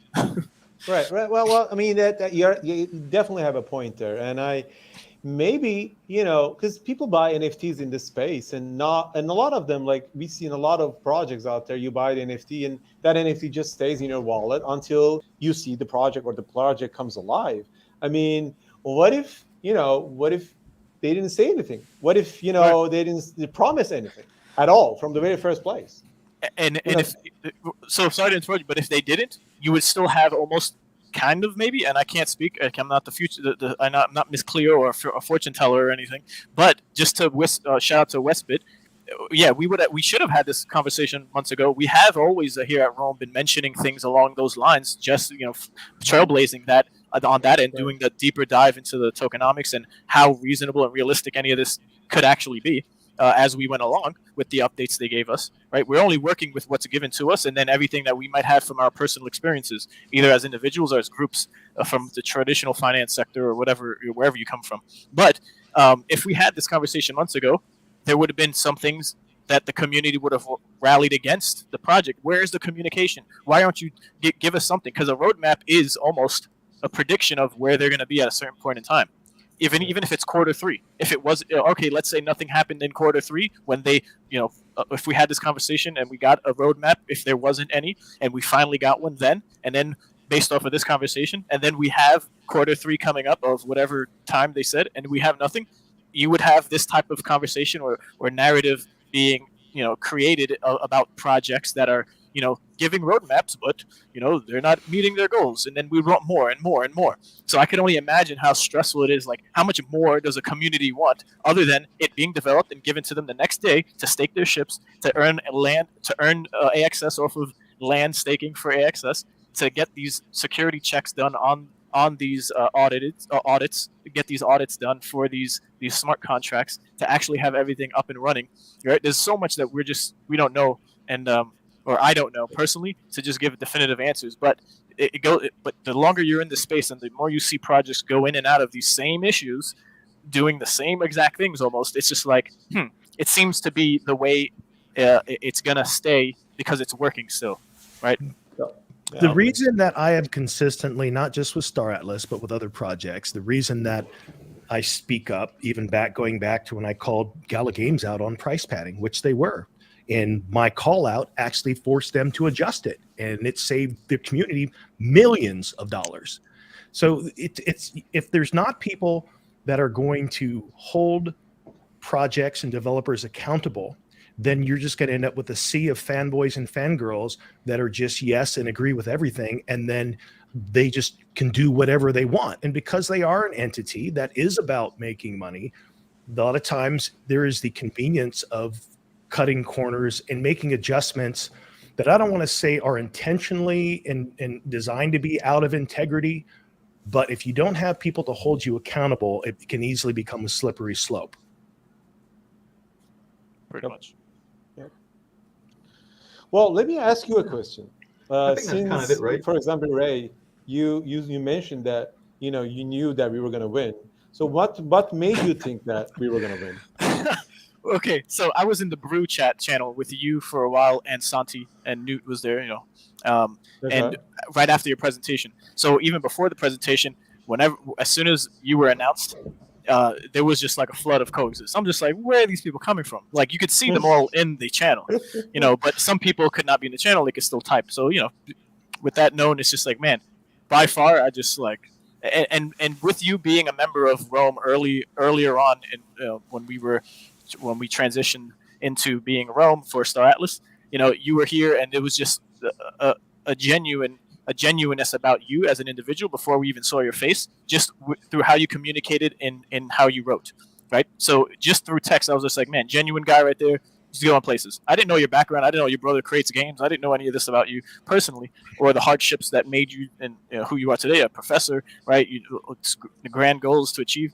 So by far the most genuine person in the space that I could, I guess, discern from others. Everyone has this probably ability the longer you spend with someone, but right off the gate, I personally thought so. That's why I was just like, yeah, I'm pretty much a fanboy, man. You could just throw me in that group of people. So when you after the presentation, we go to the Brew channel, and there's just all this praise, and the type of conversation that was had just had me thinking like, man, how can they not win it? Like, I didn't hear any of this type of sentiment or conversation going on. So yeah, maybe it's my spidey sense that was tingling, but I called it, once club was announced as third. I didn't wait until second. I'm just like, man, out of all presentations, the most cohesive in my opinion. And it was just like, it wasn't as normal as, there was different presentations. Some had some things to show with slides and videos. Some had nothing at all, right? There was so much variety during the COPA. But more so than any other guild, it was Coexist that stood out. And by far, like, I'll call out whatever I think is like BS, or just fluff. Myself. Some people have different lines in the sand until it's crossed, and then they start saying something. But yeah, Coexist is just the most heartfelt community out there, and it goes to show you're connected to a country and its people who I've met, and I have a friend who's Turkish myself. So with all these things in my area of existence that I could lean on, I just was like, man, they deserve it. They probably win, and then you won. So I'm just like, not financial advice. Don't follow me on anything with the. Well, I appreciate the kind words. Thank you so much. For sure, it means a lot. So we've got a fair amount of alpha that came out of COPA as well. I think we got lots to talk about there. Should we jump in? Hell yeah. Yes. All right. Where you want to start, Fancy Hat?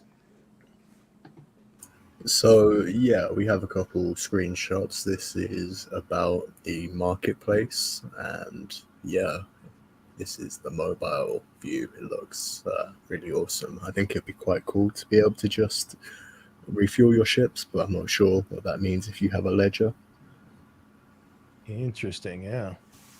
Yeah, I do like the UI. It does look very clean. It is clean. Like the categories, all the extra small, and I did find it quite annoying that like the way it was sorted in the marketplace right now, it's not like perfect like price.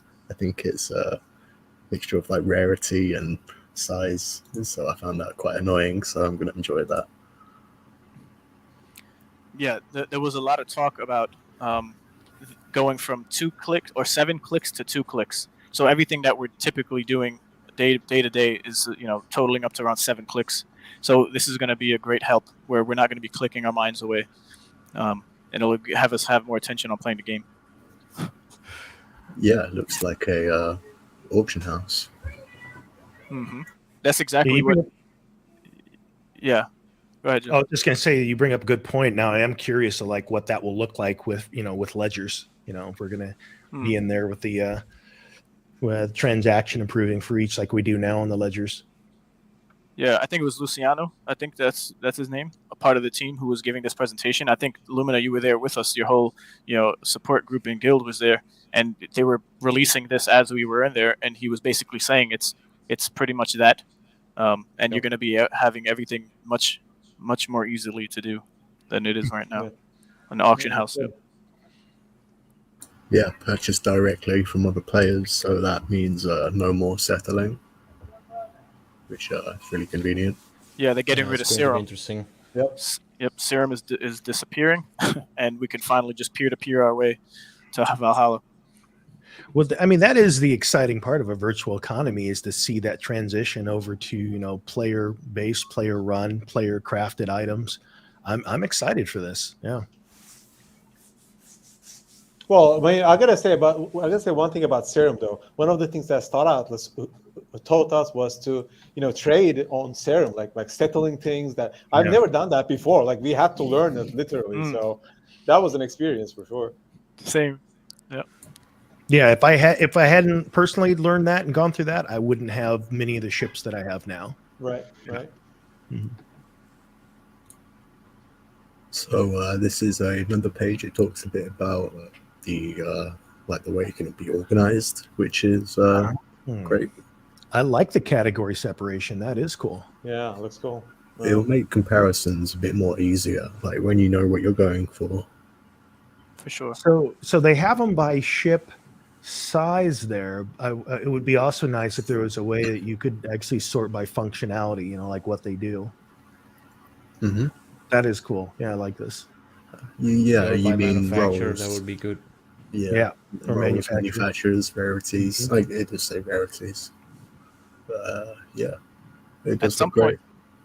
some point, you might see a guild tab there. You can just see the macro information on guilds in the space. That would be pretty cool. That'd be cool. Yeah. Where you want to give your business. All right. So this is just TLDR pretty much. Another side note on that, if you had the ability to select from guilds, perhaps you have an arrangement with a guild where the ships they manufacture, your guild is entitled to a discount. So that's where you want to bring your business. So that could be interesting. Yeah. They did mention the referral code system that's being worked on and to be released soon as well. So if you had everything in-house, it just makes it that much easier for the person or the user coming in to just not need to have 5 tabs open with charts and all these other things that get you to where you feel comfortable or confident in as far as playing the game in this ecosystem. Yeah. So this was like a TLDR type of thing. So just the highlights from the user. What does UX mean? I can't remember. User experience. That could be it. Yeah. Mm-hmm. So improved usability and discoverability, improved mobile experience, simplified the purchase and sale, data insights, removed the need to settle orders, create an authentic player-to-player MMO-style order experience that will support the needs of our ever-expanding universe of game items, ships, and NFTs. Bookmarking. Yeah. Mm-hmm. And filtering, sort, search. Nice. Yeah, I think he went pretty. I mean, he covered the filtering process. He said it was going to be pretty in depth. So I look forward to that. Filters are good. Thanks, Dominic. Yay. So that's the second one. Who wants to take that? This is about engineering and blockchain side highlights. First version of the Star Atlas game servers. So we got highlights from the engineering and blockchain side. So we got a rollout of the first version of the Star Atlas game servers, which is pretty cool, providing real-time blockchain data to users.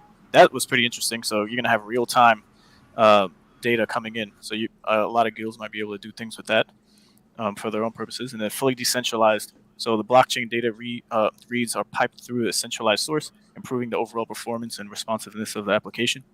And we have the market program is built as an open access tool for anyone in the Solana ecosystem to utilize. So marketplace for sure is going to be where the party is happening. Fundamentally different from Serum. Users are buying orders directly from players instead of placing bid-ask orders into an open marketplace. And then no settling of orders, simplified experience, and tailored to feel like MMO marketplace, like a MMO marketplace.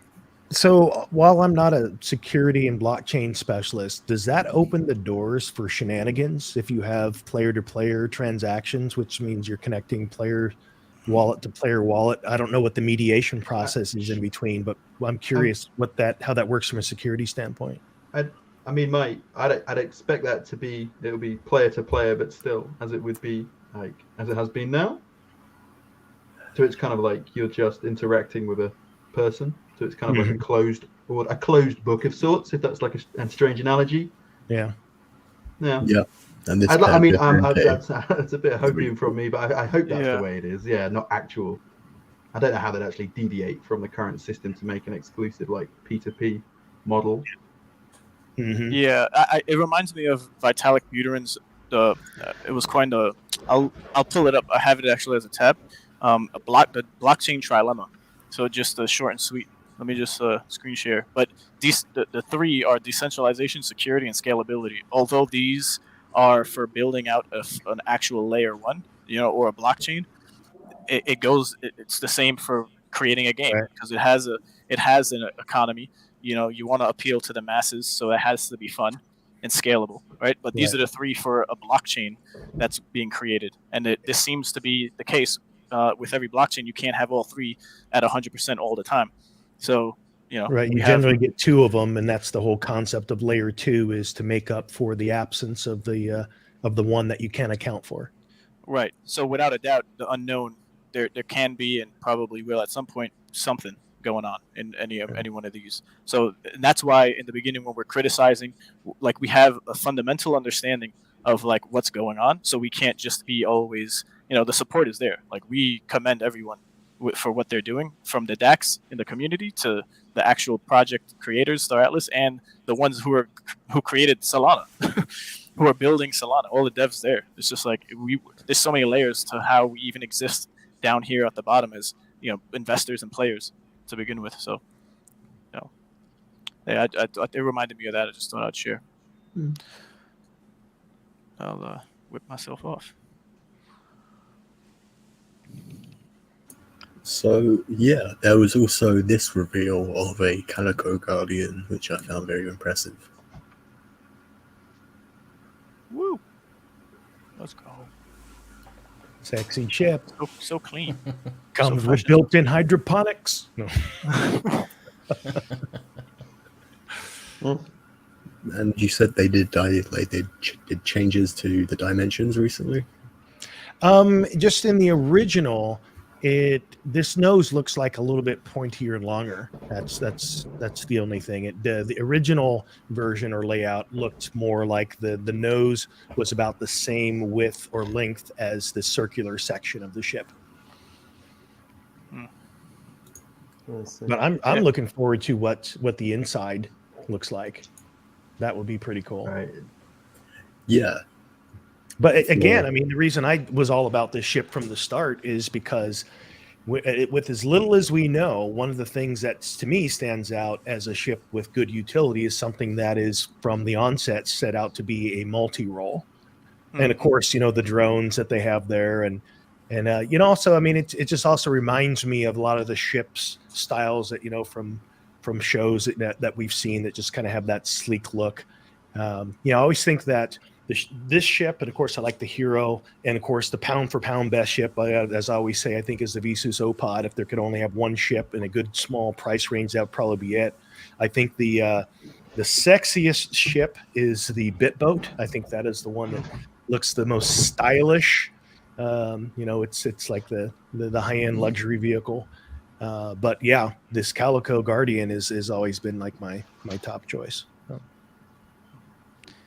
I like the Tree Arrow. That's my top choice. But I think they I think they're doing a fantastic job on how they have the game release that's coming up, plus the showroom. I think they're hitting all the angles and scratching all the tickles of the community to do their best to have everyone satisfied as they're continuing to build. So there's going to be something for everyone, right? The skeptical people who are like, what is this? Is this how it's going to look in Real Engine 5? Yes. You could check out the insides of the interior of any I ship. like the skin on that. Yeah, the red one. I forget the name of it now. Black Sun? Yeah, the Black Sun. That one is superb. But I think the team is hitting all the angles right, and it's just the economic side of things and communication, like we talked about earlier, for certain things. But yeah. Yeah, one thing about COPA that I forgot was the judges' voice changes. They were a bit weird, especially Darth Vader. I have a question for you. I'll be honest with you. I was like, yes, I've been in the United States for the past 17, 18 years, but I mean, English is not my native language. So, and apart from that, on top of that, in that voice, I was like, what if I don't understand the question? I mean, especially the Uster guy. I mean, that he was like, I was really amazed that with some of the presentation, I honestly didn't understand the question at all. And I don't know how they answered the question. So that was a little bit overdone. So that's one criticism right there.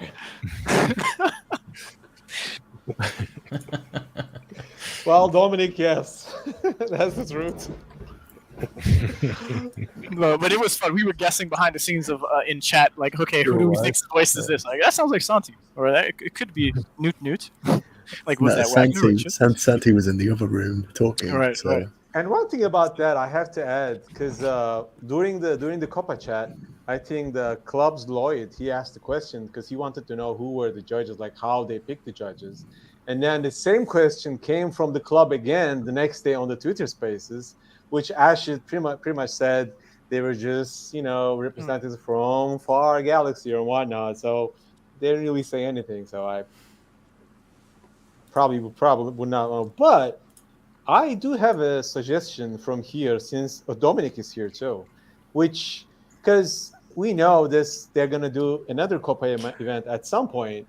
And yes, we don't know the criteria for these judges, but I mean, now we won the big prize and then Dark Matter and Club. Maybe we can be the judges for the next one. Ooh, that's a good idea. How about that? Yeah, conflict of interest, maybe? No, Spicy. Yeah, that's a good idea. Just a thought. We'll put it to a proposal. Right, yeah. Let's make a proposal. Doll style, yeah. Let the community of Twitter space dictate what happens. Talking about the DAO, this was also released. Cool. The Polis Locker. Yep. Immediately on that news, Polis jumped about 5 to 8%. I think it's come back down since then a little bit. No. Yeah. So the voting power goes down over time. Okay, so we do see the end of your lock expiration. So lockup extends from 2 weeks out to 5 years. And that's a big jump. So 1x all the way up to 10x. Interesting. Yeah, and voting power is directly correlated with how long you stake. So we'll see who's really about this Star Atlas community and project. Because how dedicated really is anyone if they're not going to do 5 years?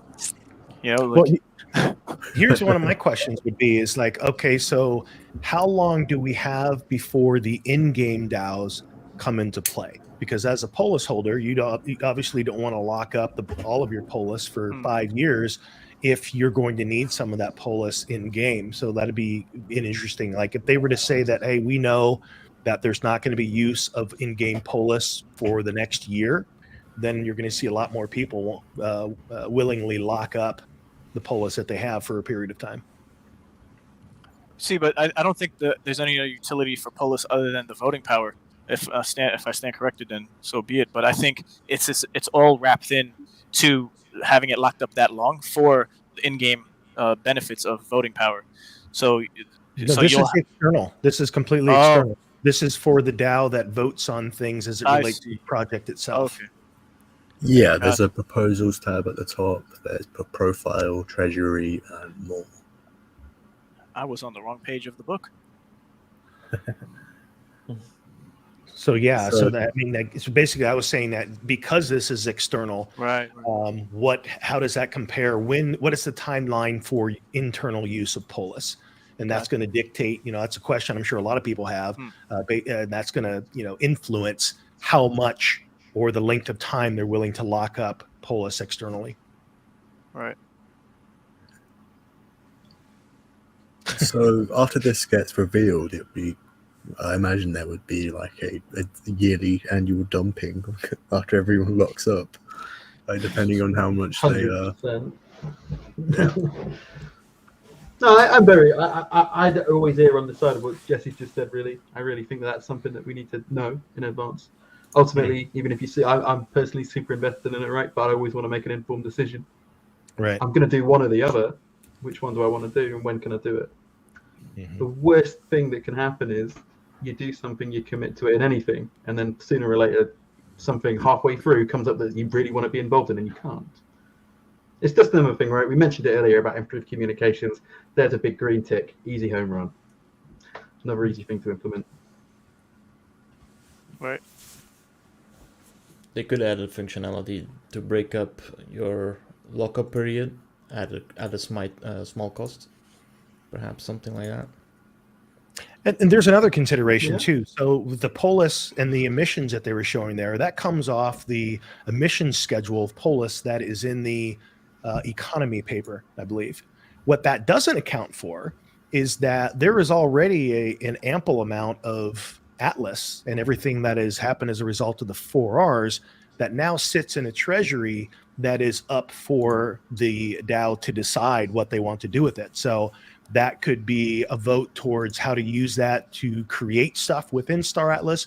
That could be a vote that says, well, you know what, because this is a long project, we want to reward the DAO contributors, so that can be actual used as reward. So yeah, there's a fair amount that's sitting there now. That's coming from the 4Rs, and I guess going forward, since the 4Rs are going to be player-based economy, what will start to feed that treasury now is the expense in Atlas you pay to upgrade your hangars. That will go to the DAO treasury, as I understand. It'd be great to get some utility for Atlas finally. Mm-hmm. That brings the whole ecosystem up. Yeah, it's going to help a lot.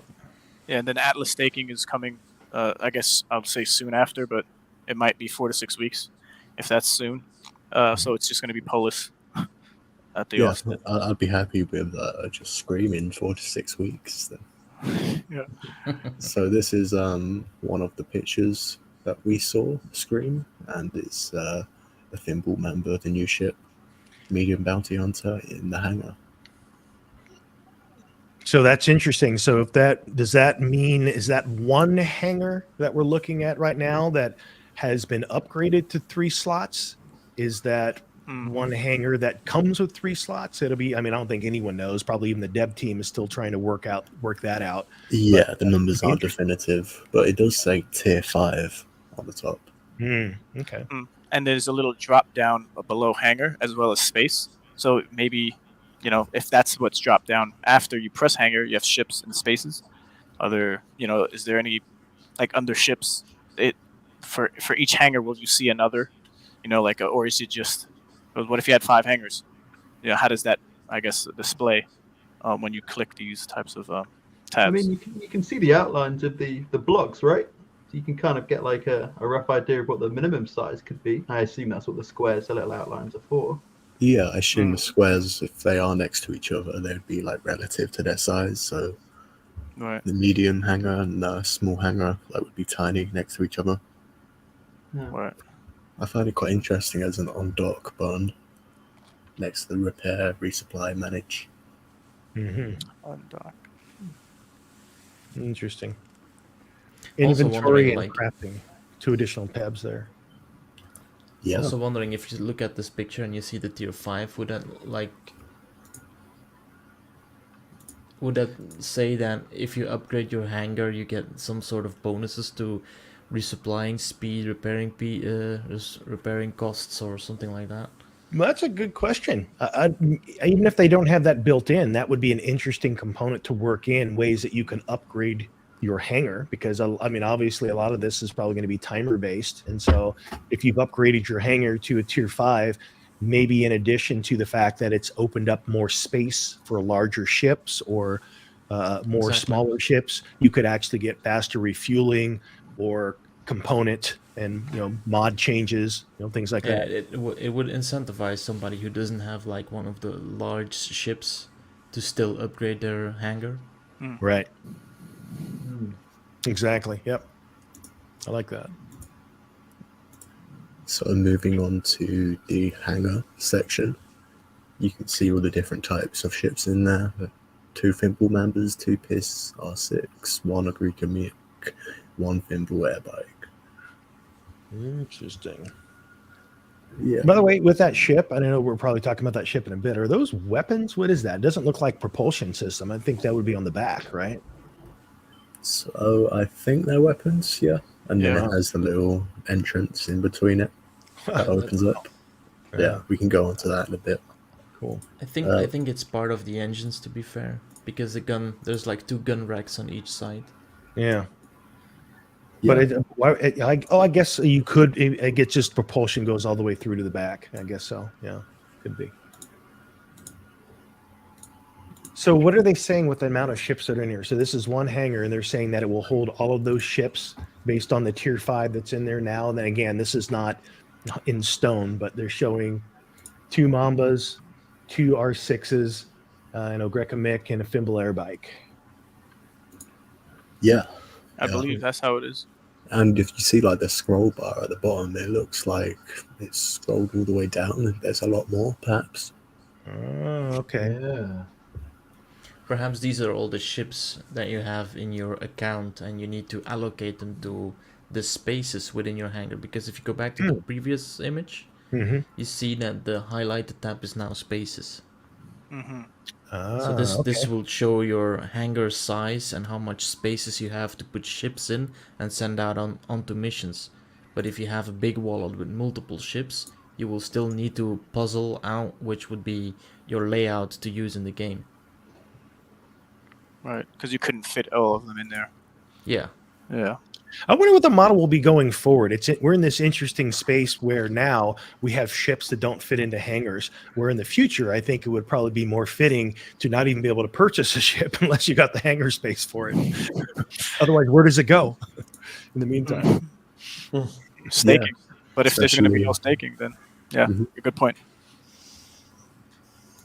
So we got an interesting question in the chat a while ago, and it is: are you guys worried about Solana having problems while going forward, and can this slow the game? I can say something about this real quick. You have to realize that Solana, and then yes, I really love Solana, but it's not. I mean, that's not the main reason why I'm saying it. Solana is still it's on the mainnet beta, so you have to realize that it didn't came out as a full released layer 1. So if you think about Ethereum, I mean, Ethereum has been out there for so long. So yes, I mean, in the past few months, almost a year, we have a lot of outage issues. Not a lot. I think there were like 6 of them, and out of the 6, the 2 were really bad. They have to reset. All the validators need to restart and everything. The whole thing, we had to wait for almost a day or two.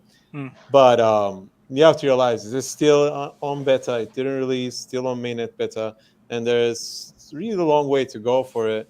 And the way how we visualize Star Atlas, like the stuff that they promise, I mean, we have to be realistic. The world that we are envisioning, at least personally, I am. Like I said, I have a dream about building a university in Star Atlas and having courses where we can have people have NFTs and get those NFTs, and they're gonna get into classrooms and they're gonna pick courses, and each course will have their associated NFT and whatnot. That's just my vision, one of the visions that I have with Star Atlas, and so bringing education to Star Atlas. But this is probably 3 to 4 or 5, 6 years ahead of us.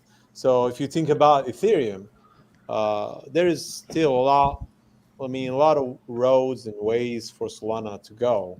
And by just looking at the current sort of candidates out there, Solana is the only one that can go up to 55,000 TPS. And on the mainnet, they reached all the way to 800,000. And even with the stress that they had with the outage, it jumped to 400,000 TPS. So if you're going to build an MMORPG, I mean, you don't really have any other solution other than Solana at this point if it's going to be on chain. Right. So that's the main reason, to be honest. Yeah, really. I mean, that's the nature of it. It's like, are there concerns? Absolutely, because this is new technology. It's being stress tested, but the only alternative is to wait. And I'm not really feeling like waiting. So I'm here. Well, that's it, right? We felt the brunt of Solana as well, right? We had Solana outages the day our token went out, and we felt the pain of it a few times. But it's a work in progress, right? And if we've got big picture thinking on, if not Solana, what else? Yeah. Because there are obstacles that we'd have encountered the same issues with other things. So, and that's a genuine and open question to everyone listening and you guys. If not Solana, what would we do? Yeah. Polygon is making strides. The acquisition of what's the head of gaming in YouTube. And then they just picked up a couple other people that were pretty, renowned in their own way in different spaces. But are all of the transactions going to be on chain? Like, that's what another question I have is, like, every single transaction through Scream, no matter what it is that encompasses Star Atlas, is it all on chain, or are we going to have something that's off chain? So I'm not totally sure. Right. I think that's interesting though, because I agree with that sentiment, right? But you're kind of gambling on speculation again, aren't you? Mm-hmm. Looking to the future and thinking this is good, what could be happening. That's kind of what we're doing already. Yep. All the alternatives are based on hope as well, right? So. When you think of all of the moving parts and all of the potential points of failure, man, you got to be pretty Kind of crazy. I hear you, Vinicus. I hear you. Yeah, be careful. It also often comes down to what people say about other chains. Like, if you ever have used Solana before, you love it. There's no simple other thing about it. Solana is so fast, so good designed, So cheap. once you use it, once you used it, you just instantly love it. Whereas to Polygon, for instance, due to the sharding, it doesn't always work. You have a lot of failed transactions, and to me, that's much more of an issue than something that could sometimes potentially, due to growing pains, shut down. Yeah. I don't know if you guys remember this, but there was this Polygon game called Sunflower, and in the beginning of May or something, after the release of the game, that game alone just broke the entire Polygon network. And it was like almost like one of those Farmville games on Facebook, but it was crazy. Yeah, he since after it was shut down, and he had to update the game. I forget his name now, Witty or Diddy, but he also came from the Axie Infinity community, and he made his name there, and he's a developer himself, and so it's still running. It's still a pretty entertaining game. A lot of people play it that I know in the ecosystem because it's like a time sink. You know, you could Right. still earn from it, but yeah, it halted almost the whole network. Yep. It was Yep. pretty funny. I know a lot. I know for a fact that a lot of the Turks are playing it. There's a big Turkish community of that game, too. Nice. What else we got, Bench? Yet? So yeah, the Thimble Member was released this week. A medium bounty hunter. We can go a bit into it. Yeah, this is the Two Star Wars weapon vibe. large. Sorry, two It large has a- weapons. Yeah, it has a. Oh, so those are weapons then. Okay. Yeah, So so basically it's kind of like basically what Fimble does, like when you basically the one that's a bike, the air bike, where you just strap a seat on an engine, and here you just strap a ship on two big weapons. I think, yeah, Mamba, Snake, Venom, Teeth. I kind of see it. Yeah. I love It that. reminds me of that style of ship you see in the movies where they're having trouble getting it started, and then they finally get it started in time and take off. Yeah. I like this little thing next to it as well. Looks kind of like a drone. What do we Wonder think if that- that is? It's something also made by Fimble, I'm assuming. Yeah. Yeah, it says Cafe Racer on it. Okay. Interesting. Looks like a little turret or drone. And then there's the X5 in the background. Yeah, but I you see wanna that find, little drone popping up in nearly all the pictures. Like here, you have two of them. Yeah. Says target. I can't read that, it's too blurry. But yeah. Speaking of racing, I mean, that's something that, as a Guild Rome, we definitely plan to be pretty involved in and have some pretty cool things that we'll share at some point with regards to Roman Colosseums and racing circuits. But that seems like a step that Star Atlas could lean into before a full immersion UE5 style game. Maybe one of the things they do is they put together a racing circuit that people can participate in with all of the racer class of ships. I'd love that. I think logistically, one of the first things I want to keep seeing is the ships, one, and then seeing how they move, right? I think Right. logically, as you go through the development stage, the combat and the hitboxes, and then it's going to be a lot more intricate, right? I Yeah. think from their point of view, it makes sense, and I'd love it. I mean, they could even start with just a handful of the ships, just that first class of racer, just the extra small, and start there. And then later they add the next class and then get up to the jet. It could work. Like, what if they develop different kind of circuits on different planets or Yeah. moons, and Different then terrain. add some atmospherical environments to that? Like, let's say you're on a moon and the gravity is higher, or the gravity less is higher. So if you take a bump or a turn where you gravitate a little bit much or much more than you would in some sort of atmospheric flight on the planet. Right. That would be really interesting. That would be cool. I think Yes. that's the kind of thing that'd really give people something to stick their teeth into. That kind of mechanical variance, that'd just be amazing. Yeah, it also ties in with the skill and knowledge of how the handling of your ship goes, and then what planet or moon you're racing on, and how the circuit is, and Right. it adds that layer of complexity to it. Hey, Yeah, we Dominic, whatever I shared, you're more than welcome to tag me and share it. Awesome.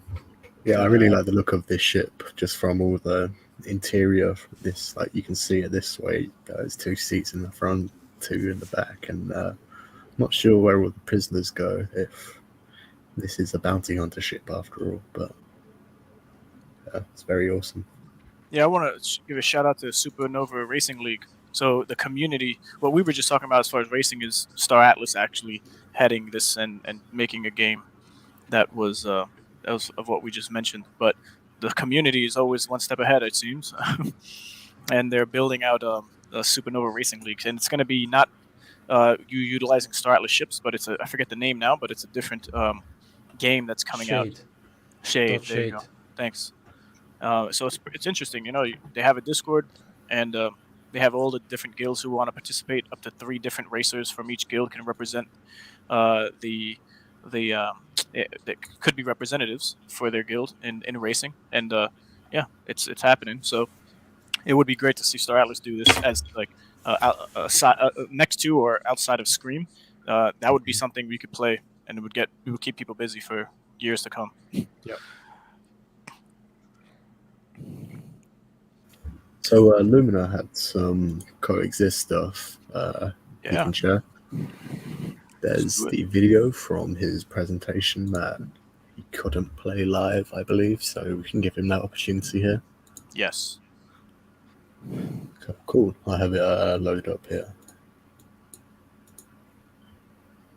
I'm not sure I got sound on.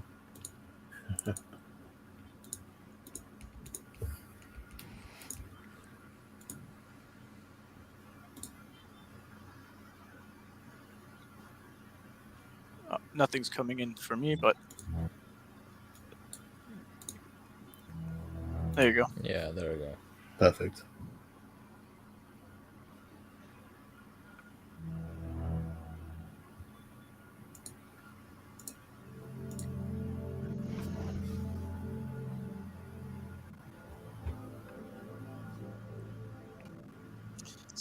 So if you can stop there real quick, if you go back a little bit, obviously it's kind of hard to see it with the people, but so these are not a JPEG. These are actually the holograms of the guild logos. Yeah, Nice. That's you cool. can't really see it from this angle, but you can Right. actually go through them. Yeah, Nice. There we are. yeah. There you go. That's our Rome's hologram next to the bones. So We gotta that's get MMA right in there. Says Coexist remembers. That's our first NFT that we minted. Very nice. All Nice. these skill dreams as well.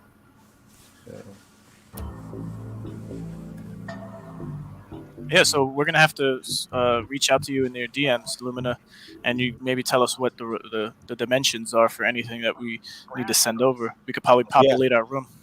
Absolutely. Absolutely. An inward expansion is embodied by Star Atlas. Star Atlas is a new metaverse. It's going to open up the final frontier, the intergalactic frontier. So this was the Unreal Engine 4 module that we integrated to Unreal Engine 5. So how easy is that, or maybe complicated is that process? Are you like what are you I'll building tell from you. scratch? Yep. Well, yes and no. I'll tell you this. This is a one-man team. My Your brother, he entirely built the whole thing. Obviously, I mean, he didn't draw everything from scratch. All of these assets are from Epic Games Unreal Engine store. But building it, coding it, and putting back together took a lot of time. You know, one of the things that we wanted to, obviously, we explained it during the presentation, to introduce Star Atlas to the Turkish community due to a language barrier. But then it became a sort of a community project. And probably I shared it during the presentation, I don't remember right now, and you will see it now. So this is a new iteration that you can actually fly a ship. Nice. And in the future, you're going to have spaceship racing, just like the Cryptosonic is doing. So I'm going to actually have a proposal to them. I talked to Cryptosonic before that we might use our game as the community spaceship racing game. So we are planning to integrate spaceship racing and an FPS game through Elira, like Viticus mentioned in our previous stream. So that's also coming. But the timeline will be probably a few months at least. I mean, I would say not before the winter time. So, but it is coming. It will come, and the guilds will be able to. Now, all these rooms. So when we integrate the multiplayer version of it, the guild masters will have a key code to their room, so the other members cannot get into those rooms, so they can hang out at the main lobby and whatnot. And so out of all the guilds, Atlasia family gave us a lot of stuff. Plus, they had the NFT minting. So we also attended to that NFT and used some of our NFTs for their room. Currently, we are building the Interstellar Alliance, and guys, Rome. I mean, and all the other guilds out there, MMA.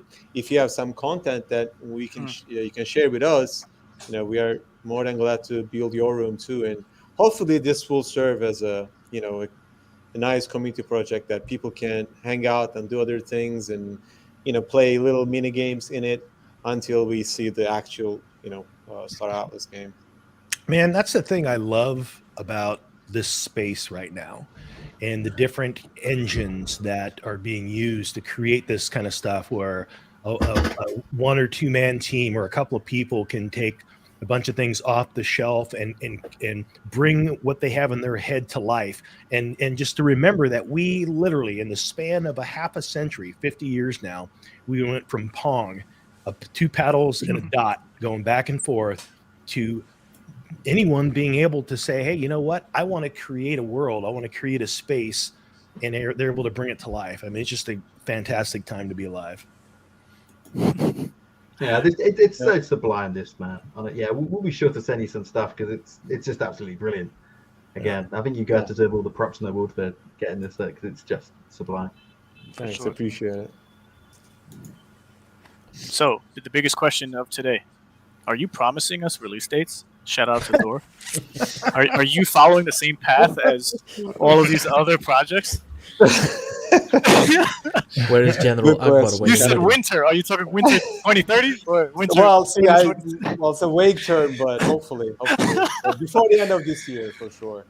That's why because now we're kind of on a vacation in Turkey. Once we get back to US, we're gonna have to go back to our own job, but yeah, because we really want the community to stay alive and work together collaboratively. And I think this will, hopefully spark that little fire in every one of them. One of the members of Dark Matter, he actually joined us the other night on our Discord. He has a project too on his mind about the COPA event. And then, but just right there, like they just got together just a few months ago, one of the smallest guilds in the Metaverse, and they got the second prize and already started building things in the community. So yeah, I mean, I can't help but reiterate it all the time. Star Atlas community is one of the greatest community in the entire Metaverse, and I say it this once and twice, 100 times. Star Atlas, we are lucky to be pioneers of this great game, and hopefully they can accomplish whatever they promise. But they are also the Star Atlas team. They are real lucky to have this kind of a community. Absolutely, without a doubt. And it's one of the hardest things for any project to cultivate is a strong, community that understands, more or less what's going on, and they're not just here for money. So. Right. So have you guys given any thought to how you're going to use? Are they a fixed number of ships? Do they just pick the ships for you, or do they give you get to say, here's the ships we want? I have no idea. I don't know. And do you pay VWAP for them, or do you pay current market prices? I don't know. We want tokenomics, man. Give us paper. Chimera guy won a headset as well. Awesome. Nice. Yeah, oh, right. Yeah. The headset giveaway was great too. Coexist too. It's good to see it. To going to people with the guild tags there. All right. Speaking of headsets, Tilkin, what are you wearing there? What are those cans? Oh yeah, look at them. That's right. That's what I thought those were. Is that a partnership? Is that like an alliance? What's that mean? It's a dynamic. Yeah. Nice. What else we got, Fancy? So yeah, I think that might be it for Star Atlas. We did talk about the graphic novel briefly. Yeah, so there is going to be a playtest coming up. We showed a bit of on Miranda's. We showed a bit of gameplay last week, or I think it was last week. Yeah. And looking forward to getting in there again and seeing what's up. come a long way. And for those that aren't into this project and something we've been following for a long time, it's been an interesting development journey. This continues to get new levels of layers to it. It was very blocky in the very beginning.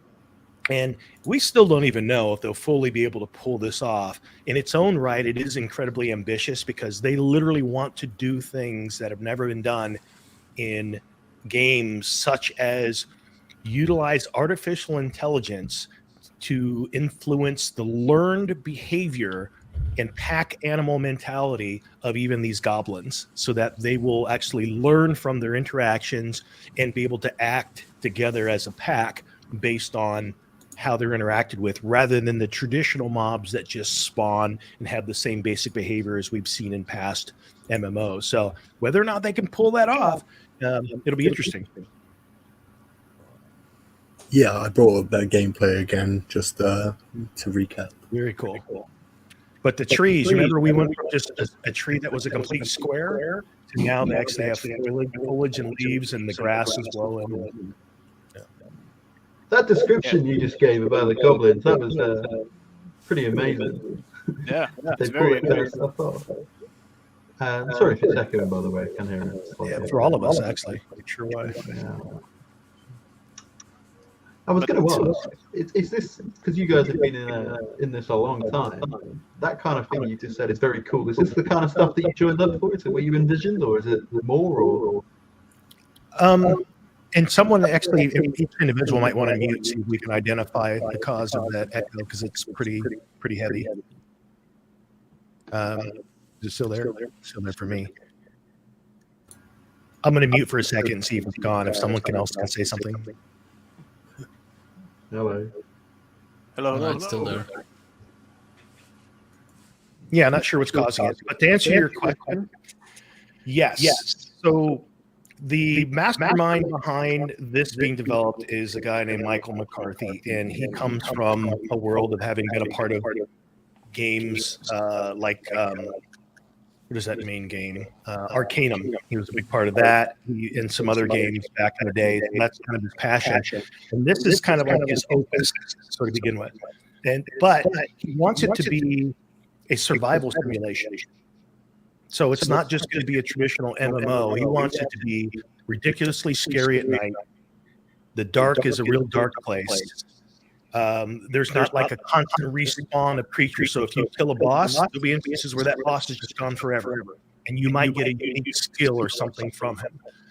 The thing that, and also death is going to play an interesting role. Cemeteries are going to be interesting in there. They have all of these elements that have never been introduced before, but there's a lot of risk with that, because things that are interesting that you could implement in an MMO doesn't mean it has playability. So it's going to be a big test, but I do like the fact that they are trying to be innovative. Oh, no, I love there's so many little, I love the sound of it. Lots of echo going on. We have finished all the Star Atlas things today. Do we have anything for Mirandus or Axie or DeFi Kingdoms, Ray? Well, not exactly slides, but I could just give a mini update on what's going on. So Axie Infinity, we have the community, well, I forget the website's name, but it's a place where if you have at least 25 or more AXS, you can be a part of a Discord, per se, for lack of better terms, or a conversation that has threads on different topics that would influence the project moving forward.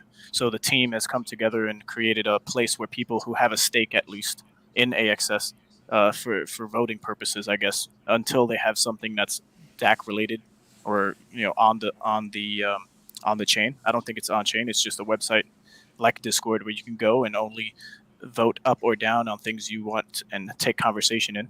So these are all good signs of the team hearing out the community and giving them something that aligns with what they're requesting. But there's also land staking, and and on that front, for land staking, there's some audits still taking place for you to earn AXS on your land if you have it. Then there's also the bridge that's still not open, and it's delayed again by next week. So it was supposed to be opened up 3 days ago, but there wasn't any communication on why it was going to be delayed yesterday. And so now the community at this point, especially some OGs, you could see some tweets from them, are saying that, hey, on the land front for staking rewards, it was promised a long time ago, and we should be having, a payment coming due to us from last December, right? So up until when, because land was always touted to be that it's a stream of AXS, it was a constant it was gonna be that, literally that was the selling point for land, before there was any major ideas of what it would be and how you would play on the land. There was talk about it being dungeon diving, kingdom building, but very vague things, nothing's concrete as we have even with Mirandus. We have actual play tests of things that you can maybe imagine what could be done, and then with the minimal information given from devs. So, there's people demanding almost, and it's only right because of how much of the community had to deal with things not happening after the team more or less planned it or promised it. We talked about that earlier with Star Atlas. These things happen, but a lot of the times, or the opinions of the teams who are building are basically like, just because you own something doesn't mean you should just own it and earn from having it. So there's that debate. I don't know if there's any comments on that, but I got a tough question, and you guys, maybe for love of Axie, feel free not to answer it. But my question is this, from the outside looking in, as I have been for a long time, even though I've had scholars in the space, personally, I've kind of written it off. And I don't know that that's fair. It's just only so many things I can focus on. And I have to wonder, was Axie like one of the bands from the 80s where they had their big hit, and then are they going to be able to do anything to reinvent themselves? Can they Bon Jovi their way out of it? Or are they like Nickelback and they're done? No, please, not Nickelback. no, but just go ahead, Doctor. Go ahead, Doctor. To answer the question directly, on a personal level, I'm not happy. It's not even a thing for me. It's for everybody that's ultimately been invested. They've gone through this radical journey. They've had the highest of highs in the space, make no excuse about that, and some of the lowest moments. And ultimately, I just want to see the people who supported them and got it off the floor to even have that opportunity to reach those peaks be rewarded. And although there's that debate about, are they entitled to it? Do they deserve it? Well, for me, yes, they do, because if it wasn't for their financial backing, community building support, I wouldn't be here talking to you guys. Yep. And they deserve to be rewarded for that. Whether that's a debate about the money and economics, but the fact is that they should be grateful. And I know that's a strong word to use, but a game's nothing without its community. And for the longest time, they had a community that really, really pushed them to heights that they would not have reached on their own. Let me give you an example. I have been on Axie Chat, and I know those guys very well, similar to what you guys are doing for Star Atlas. To put that amount of time and effort in to support them, like what you guys have done and what others have done for other games, those kind of people who put hours and days and months of their lives into a project out of passion, are they entitled to it? Who knows? But ethically and morally, yeah, I think you should say thank you. And I don't know what form that takes, but it has to be something, and it has to be something soon. Because how long do you wait? Right. And I talk like a conscious observer to it. I could get personal and say I totally agree with you. I share the same sentiment, and we have some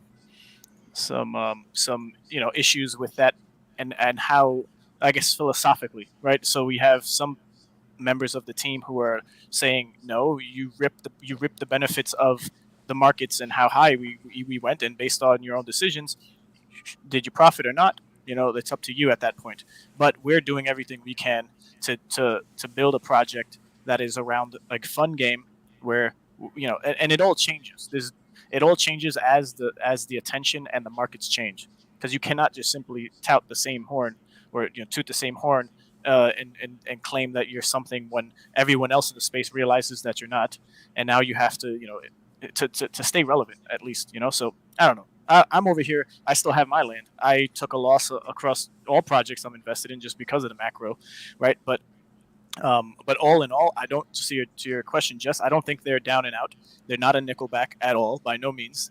There's still promise for the Ronin chain, where there's the builders program, right? So they did come out with their top 10 games that they're also going to be helping develop or funding to develop, as those games have their own developers. And it's community-based development for mini games that are going to live and utilize these in-game currencies of the Axie ecosystem. SLP, XS, and RON. RON being the equivalent to Ethereum for all transactions on the chain where these games will live. So you can check out videos. I had a tab from last week, but you could check out on their Discord or on their Twitter all the games that were chosen. Just like with this COPA event, there was, out of a certain amount of applications, there were certain games that are being developed by the community that were chosen, and you can check out each game, and they're all different genre of game, utilizing the Axies that you have in your wallet and the tokens associated in the ecosystem. So there's a lot of promise, but it's foreshadowed by all this negative economic and things that are being brought up as major important things to talk about. So yeah, on that front, I don't think Axie is down and out. I think growing pains for how much longer, maybe a long time to come, but there's good stuff happening.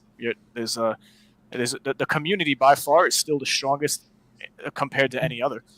Even with all the stuff that we talk about and the economic woes of any project, like the ones we mention usually have a community that's stronger than other games that we might know of. Like, for example, Gala Games. You cannot deny that their community are just, whether you call them zombies, blind, their heads in the clouds and they don't know anything else, but they're just like cheerleaders. That's a community. And it's strong as hell. You see the Metaverse. Apologies to those of you listening that are part of the Gala Games community. Well, I'm part of them, so I accept your apology. It's for each their own as far as like individuals, but the project is cool. I enjoy the game to some extent. Again, I'm more of a land play. I like to get deeper than just a card game type of game. So we'll see how it goes. But yeah, if there's no other comments on that, just DeFi Kingdoms, although prices are just down and out, the projects and their builders aren't. So for what it's worth, they came out with DeFi DFK dueling, so you can use your heroes now. And again, these projects have the funding to last. And that's what it really comes down to. It's just like the confidence also comes not just because of a community, although it's a major point of interest for people investing. It's also like, do they even have the money? Because the project could be cool, the idea and what they have so far with the community. If they got no money, community doesn't matter. There's not enough money coming from a community that's going to keep up a project for that many years, right? 10 plus years. So it has to be the project and how they manage their sheets. Well, we'll see. Now's the time to build. They got this window of opportunity where all projects kind of are heads down, but hopefully it works out for the community as a whole. It's always a tough position to be in, to try and come back after you've made a big splash of things. So we'll see what they do. Right. So I saw was that correct? Siggy was saying, Fancy Head, did you win a T-shirt? Was that for your sandbox entry? No, it was during COPA. I just tweeted at Star Atlas. Oh, okay. Cool. Cool. Right on. Star Atlas swag. Didn't even know there was any out yet. Cool. Yeah, I just have to tell them where I live now. Oh, yeah. If you don't want it. Send it to a PO box. Yeah. They're trying to find you. Is that it? In your fancy head, huh? Yep. Yeah, I was going to ask if there's any questions on that the community watching has for us, for any one of us actually, and if not, are there any questions that our guests have, or any topics of concern? If you wanted to bring up anything for any reasons. Questions, comments, feedback. I think you wanted to say a few words, Lumina. You're on mute. You're muted. Yeah, I thought you're gonna go through the questions first, but all right. Well, I just wanted to say a few words. Well, thank you so much for having me again. And I know, and you know how I feel about the Rome Guild. So you guys are great. Have been fantastic for all these months, and I really hope that people in the community realize how much actually you have given to the community, even though maybe you weren't out there, but so many people learned so many things from you. I really enjoyed all of your discussions back in the day, today, and I'll be a continuous follower of yours for sure. And I also would like to say that I just discussed with our team. I would like to send you, Viticus, Ray, and Fancy, one of these caps that we did. Cool. Star Atlas. It's not gonna have your a custom name, but you know. Right on. So I'm gonna bring some extra with me once I get back to US, and then I'll ship it to you guys if that's okay with you. Very Absolutely. cool. Much appreciated. All right. Thank you so much. And yeah, no problem at all. And I would like to say a few things to the Turkish community in Turkish, if you don't mind. Absolutely. Floor is yours. Bu yılki COPA etkinliğinde gördük ki Türk topluluğu göz ardı edilemeyecek kadar yetenekli ve güçlü bir topluluk. Bundan sonraki her etkinlikte biz elimizden geleni en iyisini yapmaya devam edeceğiz. Hangi gruptan olduğunuzun hiçbir önemi yok. Gelin birlikte evrene adımızı yazalım. Coexist hiçbir ön şart sunmadan herkese kapılarını her zaman açıyor ve açık. Biz bahanelere yaslanmıyoruz. Durmaksızın çalışıyoruz ve üretiyoruz. Emin olun birlikte çok daha güçlü olacağız. Bu haklı gururumuza ortak olursanız çok güzel olur. Thank you so much. I really appreciate it, guys. And the guys from MMA Gaming, best luck to you guys. Like I said, I've been following up with a lot of the guilds, but didn't have a chance to get an exposure from your guild. So I will definitely check you guys out too. Really appreciate it tonight. This was a great stream. Thanks, Yeah, Lumina. and again, thanks from all of us and to your community, and especially your brother, because what you pulled off of that was amazing and totally deserved from you guys. Just stellar. Well done. Yeah, get comfortable And with thank each other. you to We'll you be seeing- guys. Oh, go ahead. Sorry, I didn't know you No, said. I'll just say to get it there. Thank you for you guys for listening and putting up with me for another 2 hours. And it's been a good show. It's always a pleasure. Yeah, it's Yeah. been a good experience. Word on the street is you might be seeing more of these guys. I'm not going to say any more than that, but there could be some interesting announcements on the horizon. Just saying. Is that all of our news for today? Are we wrapping up here? Yeah, I think so. Thanks for watching, everyone. Make sure you Awesome. like, subscribe, do all those things and smash the stuff. And we are an ONI guild, and everyone here represents the ONI faction, just for those watching who aren't aware. So, yeah, always keep your eye out, and we do a weekly show here. So, on that note, farewell. Awesome. We'll be back here same time, same place next week. Until then, stay safe out there and bear with us through this bear market. And we'll see you next week. Cheers. Later. Cheers, guys. Atlas Miner, you were born to push the block in search of ore. And now it's time that you are gone. So farewell, Atlas Miner. And farewell, Mud and Oni too. Who's the sector same to you? The pirate bastards ran him through. So farewell, Atlas Miner. They promised you a diamond mine, but I'll be damned, it's hard to find. I hope there's justice for their crimes. So farewell, Atlas Miner. And farewell, friend, don't take it hard. Getting killed ain't all that bad. They'll treat you well in the repair yard. So farewell, Atlas Miner.